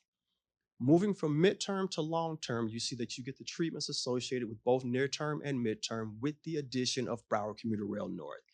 What's key to note here, though, is that the way that the improvements are being proposed, or will be implemented rather, is that we don't need to get to year 2040 to realize the improvements. The improvements are phased so that the point that we start to make them, the improvements in the system, the efficiencies and the ridership are built to be incremental as you move through the plan. Anticipated costs. Okay, I mentioned earlier that this is a vision plan. And by acknowledging that it's a vision plan, we're saying that it's not funded. Our planning level estimates put the cost of this plan at $1.4 billion over the next 15 years. What that's going to require is a significant long-term investment, or commitment rather, on behalf of the county. Again, though, when we're talking about investment in transit, we're always talking about a return on investment. And again, for this $1.4 billion, what we're expecting to see is almost a 70% increase in our ridership. Public outreach. We started the public outreach portion for this plan actually in December of 2025 with one-on-one meetings with our district commissioners that started in December, carried over to January. We started having listening sessions with each of the cities in March. Had the last one actually this week. That's where we went out, met with city staff, presented the plan to them, and got their feedback. Again, that was all cities in addition to strategic partners like Broward NPO, FDOT. We had a virtual meeting the last week of May, and again, this was something that we did online, but again, that was meant to cover countywide, made the same presentation with the goal of getting feedback on the plan. We had district meetings in all 9 districts that started in District 7 with Commissioner Davis and actually ended in Commissioner Udin's district about 3 weeks ago. And then we have ongoing pop-up events scheduled across the county that started the last week of May that'll take us through the end of the month. The pop-up events are planned for major transit centers, transfer points, and actually we're looking for opportunities within the communities in terms of fairs or things like that to hold the pop-up events. And that's where staff would show up, have an on-the-ground, boots-on-the-ground type of discussion with the public about the plan. Okay, in terms of a map review, in terms of maps, okay, I'll talk you through a series of maps now. What you see to the left is BCT's current system, and what should jump out to you immediately to the right are what we call the transit deserts, so that you don't have areas where you don't have transit. You have areas rather where you don't have transit services. If you look through the central portion of the county to the south, you see that we have the route structure that doesn't provide directness of travel. As you move from current to near term, you see that we have an implementation of the high frequency service on the Atlantic corridor and on the Sample Road corridor and the Hollywood Pines corridor, and you start to backfill with some of the micro transit zones. As you move from near term to midterm in the backdrop, you see we have more of the micro transit zones being proposed. You've got the implementation of bus rapid transit on the Oakland Park Boulevard corridor, in addition to bus rapid transit on Broward Boulevard. And then as you move from midterm to long term, that's the all-in plan. That gives you the 21 micro transit zones across the county. We fill in a lot of the gaps on the west. You've got the implementation of the additional bus rapid transit, light rail transit, and commuter rail on the north corridor and south corridor. But again, this is the vision specifically as we would look in terms of transit 2040. Now, when we met with the city staff back in March, we had a city-specific discussion as it relates to transit services, fielded some questions also by the town administrator. The services that the town has now specifically to the Route 23, which actually starts in Sunrise at Sawgrass Mills Mall. It comes down Western Road, down Dykes Road to Sheridan, east on Sheridan to provide service to the hospital and Pembroke Lakes Mall. What's being proposed, though, as part of this plan is that Route 23 will be eliminated, but it would be replaced with the microtransit zone. The Route 23, as it currently operates, gives you service in the AM, it gives you service in the PM with service ending at about 7 o'clock, but there's nothing that covers the midday, and there's no weekend service. The microtransit zone service would actually start in the AM, be continuous through the day and later, and also give you service on the weekend. Also, new services being planned for Flamingo Road, which would actually start in Sunrise, come down Flamingo Road, make a stop in Miramar, and then continue south into Dade County. There's services that are being planned for Sheridan, specifically a high-frequency bus. And there's also an ongoing study for Griffin Road, specific to some sort of premium type of service that will provide connectivity from the west through the education center into the intermodal center over in Fort Lauderdale. There were questions that we were asked by the town administrator, specifically to how the microtransit services could possibly operate. Again, these are being proposed as zones, and just being completely transparent, when the firm put this plan together, they were looking to connect trips across the county. And we're understanding, meeting with the cities and the towns, a lot of time their focus are the intra-city trips as opposed to intercity trips. The benefit or beauty within the microtransit zone is that it's flexible. It doesn't require a lot of capital, doesn't require infrastructure. So we have the ability to expand the zones, change the zones based on the needs of the cities. We have an expectation, actually though, as we move forward with the plan, that we will go back out with the cities though, because again, this plan was done as a snapshot in time 3 years ago. So we had to do a cutoff though in terms of when the analysis started. Again, being transparent, what we found in our meetings with the cities to date, and we've met with 28 of the 30 cities, is that some of the cities have had significant changes in land use patterns. They've had significant changes in terms of developments that are coming on board. Again, the plan isn't final until it's final, but we're taking this opportunity to go back out as a touch point with the cities to make sure that we're able to address their transportation needs before the plan is finalized. Okay. Having said that, that's the end of the presentation. I'll be more than happy to field any questions. Yes, sir. So when I look at your map, I don't even see Southwest Ranches on your map. I see Griffin Road transit ending at University Drive.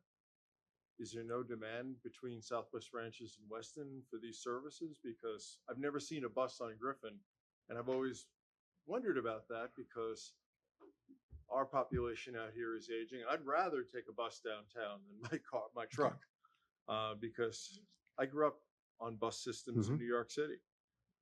We'd take a train into New York City, jump on a bus, and go wherever we needed to go. So very comfortable with it, but it seems to not even be considered even through your 2040 plan on here. There's well, it's not an issue. It's just their geographic constraints on Griffin. We've looked at Griffin over and over in terms of services, particularly the area near that borders Orange Road. You've got a canal there. And in terms of us trying to place stops in that area, it becomes a problem. So we've looked at it in terms of trying to design services.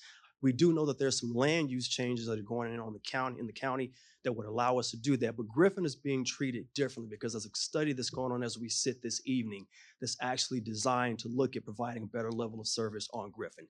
Now, specific to microtransit or buses, I'm from Chicago, so I understand about transit. Sure. Generally, when you have cities that are growing, you talk about Chicago, you talk about Philadelphia, you talk about New York. Those are places where transit is actually built out at the same time that you're building the city out. What's happened here in Broward is that the county built out, and then what we're trying to do right now is go back and overlay transit on top of it. And when you do that is where you have the issues where you have the canals, where we kind of boxed in. What we're providing, and again, we're acknowledging the fact that the population is aging. Truthfully, microtransit is a better solution because again, it's on demand. If you're talking about the traditional transit paradigm, you're talking about a situation where we build a route, we identify a stop, and then based on what we call walk shares, and that's the distance that you would expect somebody to walk to a stop, it's about a quarter mile on either side. Again, if you're aging, that's not necessarily the best thing to do here, particularly in light of the climate. So again, when we're talking about microtransit, it's a solution that you pick up a phone and you call, and it takes you to the final destination. Now, when we're talking with the town administrator, he did mention specifically about service from this area to downtown Fort Lauderdale. We did not see a demand for that in the model. But again, that's why we came back to have the conversation, because what we used for the baseline for this were the cell phone trips. And then again, being transparent, we had a conversation with one of the commissioners in the district said, if you're not providing the service now, there wouldn't be cell phone data to track if nobody's making that trip. So again, there may be some things that we've missed, which is why we're circling back with the cities. Hey, if it's something that we missed in the analysis, if your environment has changed over the last 3 years, let us know. We'll sit down. We'll take a look at it. There have been some cities that we've spoken to that have brought some things to our attention. Deerfield Beach, Plantation, but there are things that we're going back to look at now to include in the analysis before we finalize the plan. Yeah, Uber and Lyft to go downtown Fort Lauderdale is not cost effective if you're just going down for the afternoon and have to come back later. You're talking $60, $70 to go downtown, where I would imagine a bus ticket round trip would be probably in the order of $10, $15 maybe. Yes, but actually our fares are being proposed to be, for the microtransit, we're not doing Uber and Lyft prices. What we look at in terms of charging is the same thing that we would charge based on our current fare structure. Good, good. That's encouraging. Thank you. Thank you. Thank you. Kind of close to what Bob said, we actually have a business center that we approved going right out at US 27 from Mr. Bergeron. And, you know, those businesses could really use that transportation as well. Okay. And that's something that we just recently approved within the last 3 or 4 months. And fellow Chicagoan from Harvey. Oak Park. All right. Yeah, so really appreciate you coming out. And I was mostly unfamiliar with what the material you brought. So it was very interesting, very informative. So really thank you for coming out and sharing that with us. My wife and I, we love to travel. So we travel a fair amount. And when we travel, like in Europe or really all kinds of places, we always use the local metro rail to get around, buses, whatever it happens to be. Super convenient. And I've always wished that that was more available here. So I'm encouraged by what you've presented to us this evening. But one of the little projects when I retired about a couple of years ago was that I told myself I was going to use the local transit to get around and see how it worked. You know, like, let's check it out. We do it all around the world. Why don't we do it here in Broward? And we played around with it a little bit, but you know, there's really only the one line that comes down north to south and runs through down Dykes Road and goes to the library there, and that's about it.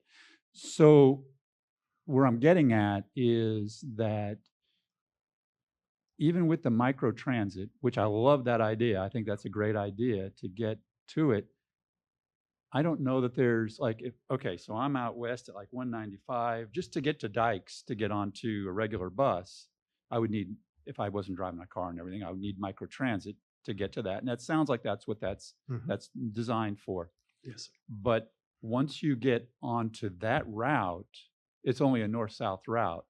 And then I'm changing a bus north or south to get on a different bus to then go east-west to go somewhere. So it just seems like there's a lot of convenience issues that still have to be overcome for our area, because and I get it, we don't have the population that is going to make it profitable to do that, or give the financials, support the financials to do that. So I don't know, is there, I looked at the maps, I didn't really see there any new ways to go east-west for us here. Once it still looks like the place to go is Dykes, where you'd connect to the bus system, and then you're going north-south, and then you'd have to connect to something else going east. Is there anything that's going to improve that, or is that just because we're way out west and that's just kind of the way it's going to be? It's going to be ongoing or continuing conversations with the town, as it is with some of the other cities, because then we understand the needs. You know, what we feel as a transit operator is that we feel that microtransit will be able to provide you that answer. Because again, when we were having the meeting with city staff, you wouldn't necessarily have a microtransit zone that takes you from Seagrass to Sawgrass. But again, in terms of how big that zone is, we can control that. So there may be some trips that you can make that actually will be further east than you think, that you would not need to connect into BCT's fixed route system to get it done. I mean, if it like took us to Sawgrass, there's a ton of options when you get to Sawgrass. Yes. Yep.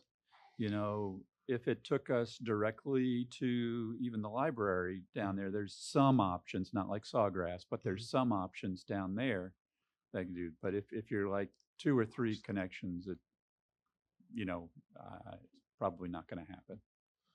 Again, if you can tell us the connection points, Mayor, we'll go back and look at it because Okay. again, case in point, the city of Plantation, they have a trip pattern that didn't show up on any of our analysis, and that's a desire to go from near their city hall to Sawgrass Mills Mall. And again, when we did the analysis, it didn't show up. And they were the ones that were making the point that it wouldn't show up in your cell phone data if you've got somebody that wants to make that trip now. They can't make it because the service is not there. But their thing as policymakers, we can tell you that's what we hear. So we told the consultant, hey, go back and take a look at this. But we're having those types of conversations with the cities to say, if it's something the data didn't tell us, because again, you don't know what you don't know. If it's something the data didn't tell us, we'll sit down and take a look at it. Yeah, I mean, I would think that would be the primary spot for several reasons. Number one, there's sporting events in that area, which I think if I didn't have to drive and park there, but I could take transit there, I think that would be great.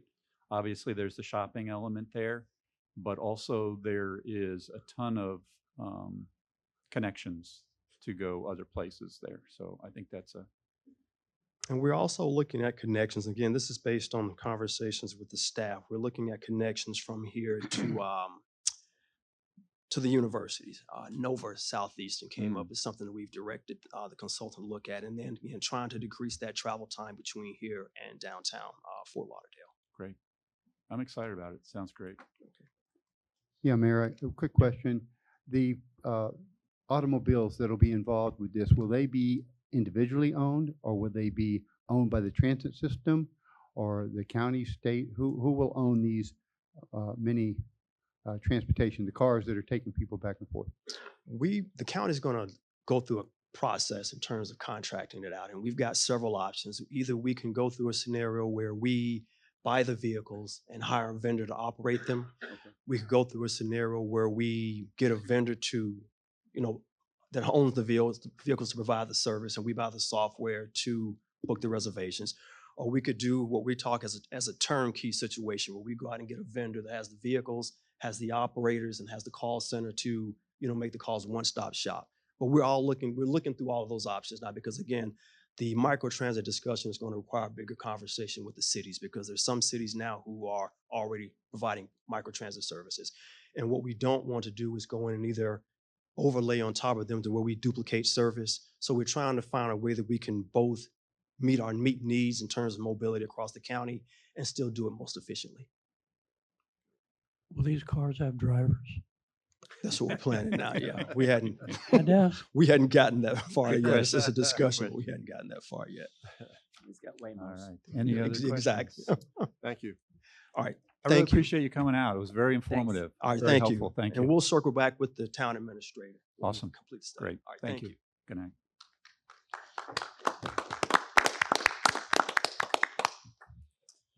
All right. We do still have some public left. Do we have any public comments this evening? I don't think we have any cards. All right. All right. Not even Newell? Wow.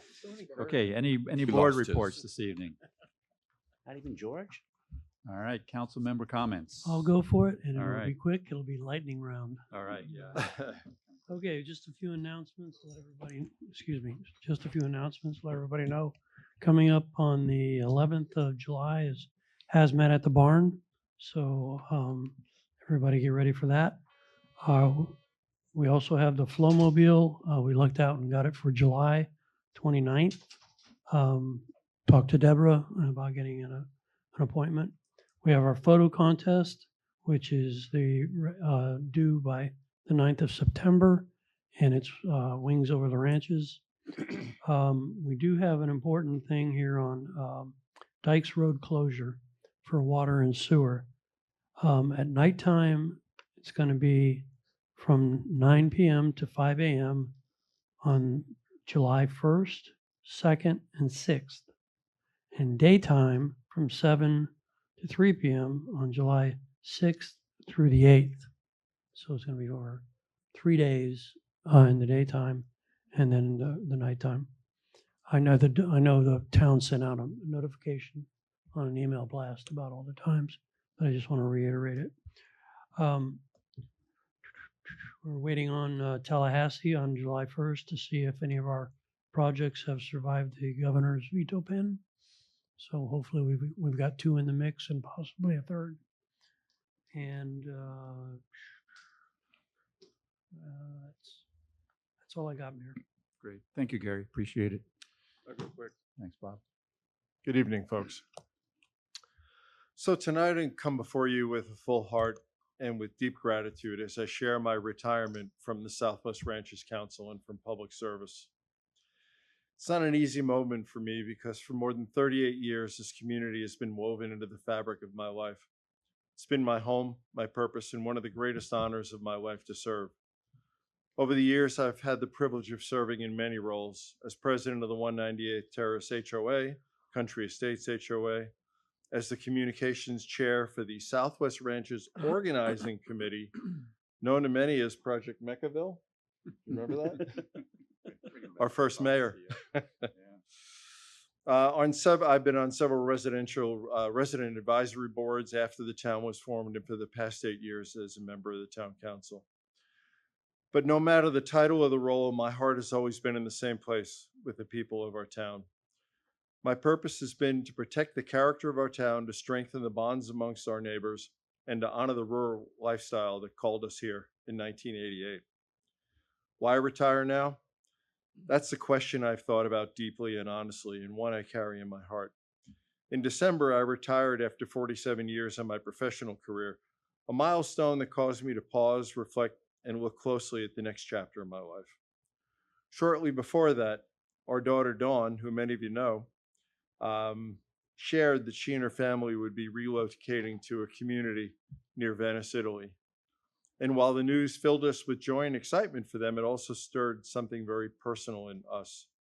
It reminded us that time is precious, that family is a gift, and that the moments we have together should never be taken for granted. So yes, this decision is bittersweet. We love our family, we love this town, and we love Italy too. And now, with grateful hearts, we choose to make room in our lives for all three. As I take the next step, I do so with gratitude, not goodbye. Southwest Ranches will be a part of who I am, the friendships we built, the long conversations, the shared work, and the challenges we faced together, and the progress we've made together. These are not just memories. They're reminders of what can happen when neighbors care deeply, work together, and beliefs in something bigger than themselves. I leave this role with a heart full of appreciation for the trust you place in me, for the opportunity to serve, and for the privilege of being part of this town's story. And as I look forward, I do so with hope and confidence because I know this community is strong, caring, and deeply committed to preserving the special place we call home. So tonight I simply say thank you. Thank you for your trust. Thank you for your friendship. And thank you for allowing me to serve. And thank you, Southwest Ranches, for the honor of a lifetime.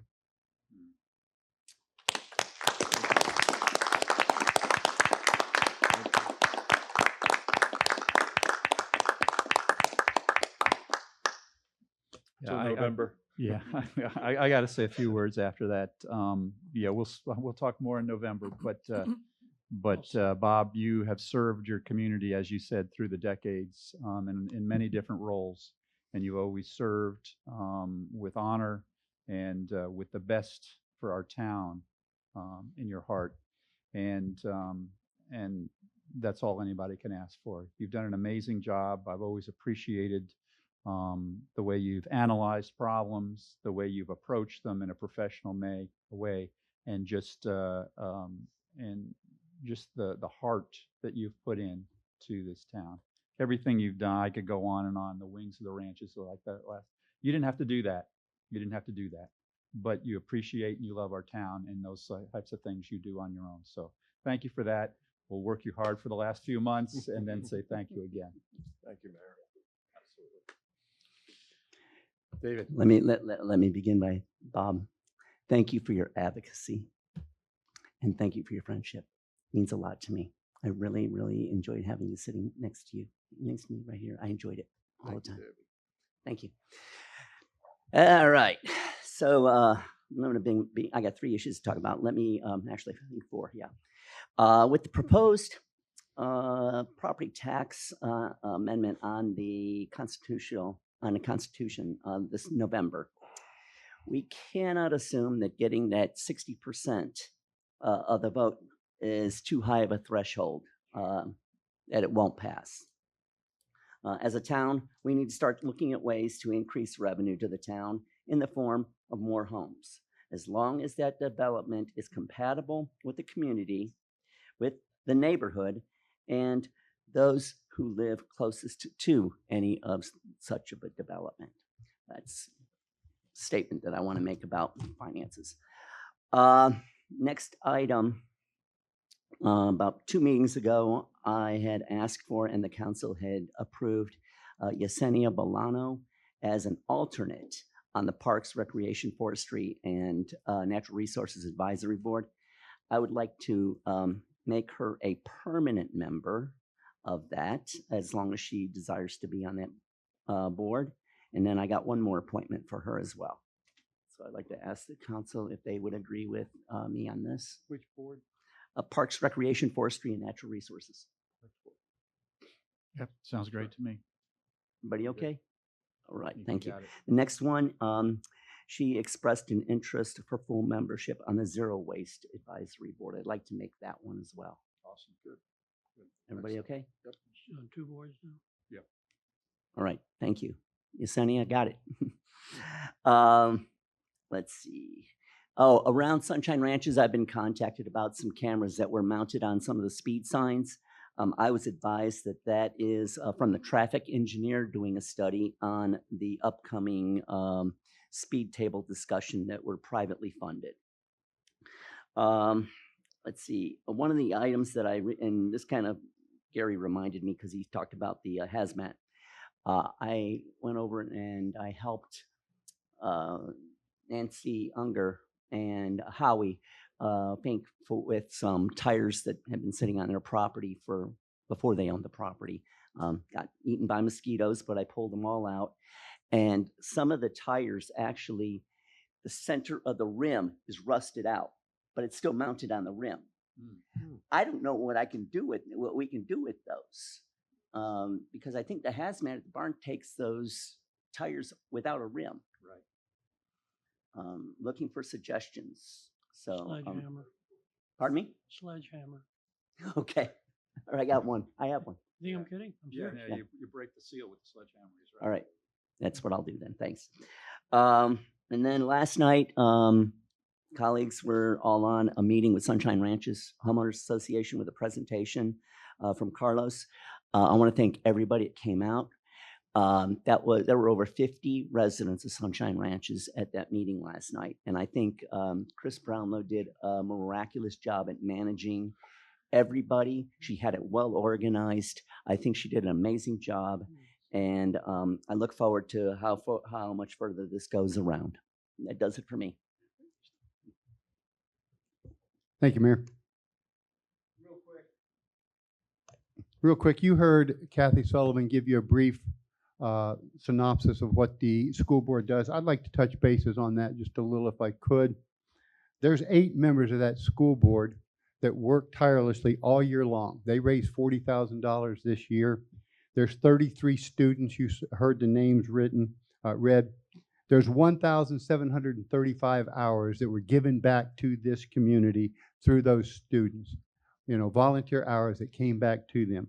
You heard that Miss Madison Sullivan got 255 hours, and she got the extra $500 that they said was Miss Kathy Sullivan's new scholarship award.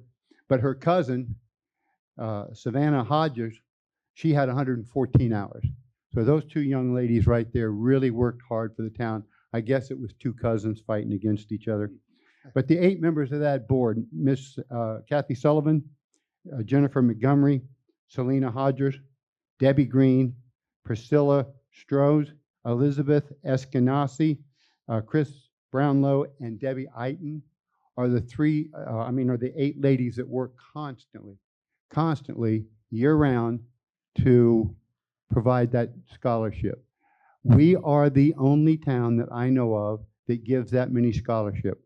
Broward County gives 4 $2,000 scholarships. Many of the other communities, Plantation, some of the rest give 2 to 3, usually $2,000 scholarships. When I tell them that we give out 30 to 35 scholarships at 1,200, sometimes as much as 2,000, correct? Almost 2,000. They think I'm crazy, but that's the hard work that these young ladies do, and I really applaud them. I wish Kathy was here so I could give her a hug. And then you had the other board that doesn't get much recognition. It used to be called the Astronaut Foundation. It's now called Southwest Ranches Parks Foundation.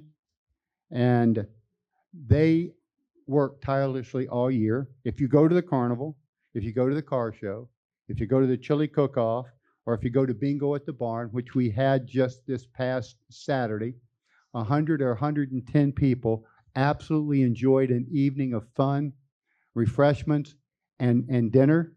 These are the boards, these are the people in town that work their tails off so that we can enjoy what we do here in town. I mean, it's just amazing, and I'd like to say thank you to both those boards. Good. And then lastly, I attended the South Florida Regional Planning Council. I sit on that board, and they're working along with Broward County and the Broward County Water Advisory Board, the Army Corps of Engineers, and they're working real hard on that new resiliency plan, the one where it's going to keep us from flooding, the new pump stations that are supposed to go in, the drainage that they're going to put, the holding areas that they're going to do. This is a major concern for the entire county. Dade, Broward, and Palm Beach counties all working on the same thing. So I sit in on that and I listen. We have to do something. We've been trying for 15 years and haven't got much done. The money's not there. And, you know, each one of those pumps cost almost $1 billion, and the Corps of Engineers don't have it. But honest and truly, if nothing's done, we are in trouble. The groundwater out here raised about 1.25 inches in about the past 4 years. So that means our septics and sewers and all that stuff won't work anymore. So these are things that the county's addressing. People don't understand it, but when you sit in and listen to that, it's dire that we do something. So I'm proud to sit there on that board and listen, and anything that they come up with, I'll bring it back to you. Thank you, Mayor. Thank you, Jim. Appreciate those updates. I'll be quick as well. I just wanted to give an update on a couple things. The Equestrian Trail group, we are making good progress. Russell and I have had a couple meetings, and we're prioritizing everything. I've also met with a number of residents and have some others scheduled on different properties that I'd like to partner with in one way or another. So I'm really hopeful that we'll be able to make some good progress there. And really want to call out Kathy Cox, and she's been awesome in partnering and trying to get this done. But looking forward to getting the whole group back together and showing them our progress and finalizing the plans so we can bring it back to the council. It's going to be a little bit slower than I like, just because, I don't know, some people are going on vacation and stuff, and so it's tough to schedule the time, and plus we don't have one meeting. Anyhow, we'll probably be back either in August or early September with the final plan for you all to see. Excellent. and make a decision on. I'm very excited about it. And then I'm not going to say too much yet because it's not over till it's over. But we are definitely coming down the home stretch. We have the final closing documents on our P3. They're being signed tonight for a closing in about 2 weeks. So it's right there. It's right there. Very exciting. That's going to provide a lot of opportunities for our town going forward. So very excited about that. Once again, appreciate everybody's help on that. Extra thanks to Keith for all his work on it. All right. Legal comments. None tonight, Mayor. Thank you. Thank you, Richard. And thanks for sitting in. Appreciate it. Russell, administrative comments. Thank you, Mayor. I'll be brief. Some of the items were already covered. Excuse me. We have completed our geotechnical and environmental assessments on the fire station property, and hope to have all those reports in hand in the next couple of weeks, at which time, of course, we'll share them with council, bring that back to you for a final decision on what we want to do there. We have also received our permit from the City of Sunrise for the water and sewer for the pavilion and restroom building at the Southwest Meadows Sanctuary Park. Yes, we're very, very excited about that. So Soon we'll have water flowing. As the vice mayor mentioned, we have some closures scheduled so that we can tap into the force main and get the water flowing out there. Also, some issues, or not issues, but initiatives generated by the Zero Waste Advisory Board. We will have a town hall meeting on July 14th at 6 p.m. here at Town Hall with the Zero Waste Consultant and the Zero Waste Advisory Board. And the Zero Waste Advisory Board has composed a resident survey in conjunction with the Zero Waste Consultant to capture resident tendencies and attitudes towards waste, recycling, composting, and reuse. And that survey has a deadline for completion of July 13th. So if you receive that survey, we ask that you take the time to review it, complete it, send it back so that it will help us to formulate that plan. Lastly, just a reminder that the next town council meeting will take place on July 23rd. The first meeting that we would normally have in July has not been scheduled when we approved our meeting schedule. So our next meeting is July 23rd. So that's all I have, Mayor. Great. Thank you. Yeah, I know. The free entertainment is only half of what you normally get in a month, so. All right, item number 13, please. This is a resolution of the Town Council of the Town of Southwest Ranches, Florida, approving an agreement with Allstate Resource Management Incorporated in the amount of $31,092 for lake and wetland maintenance services on 8 town parks and public properties, authorizing the mayor, town administrator, and town attorney to execute the agreement and providing for an effective date. Very good. Do I have a motion on this item? Second. Have a motion. Motion approved. Motion and a second on this item. Thank you. Any council discussion on this item? Seeing none. Any public comment on this item? Seeing none, please call the roll. Councilmember Albritton? Yes. Councilmember Hartman? Yes. Councilmember Kaczynski? Yes. Vice Mayor Jablonski? Yes. Mayor Bright Cruz? Yes. Item passed. Motion passed. Item number 14, please. Item Motion, 14 is a resolution of the Town Council of the Town of Southwest Ranches, Florida, approving the Second Amendment to the interlocal agreement for solid waste disposal and recyclable materials processing authority of Broward County, Florida, authorizing the appropriate official to execute the Second Amendment to the interlocal agreement, authorizing the town clerk to provide a copy of this resolution and the executed Second Amendment to the interlocal agreement for solid waste disposal and recyclable materials processing authority of Broward County, Florida, providing for conflicts, providing for severability, and providing for effective date. Mayor, would you Motion. like to pass the gavel? No, we're good. You sure? This was, All right. yeah, this All is right. just an amendment to it, but thank you all. I I'm going to make appreciate a that. very important motion. I appreciate, Second. yeah. Thank you all for that. Is there any comment on this item? Very important. It is.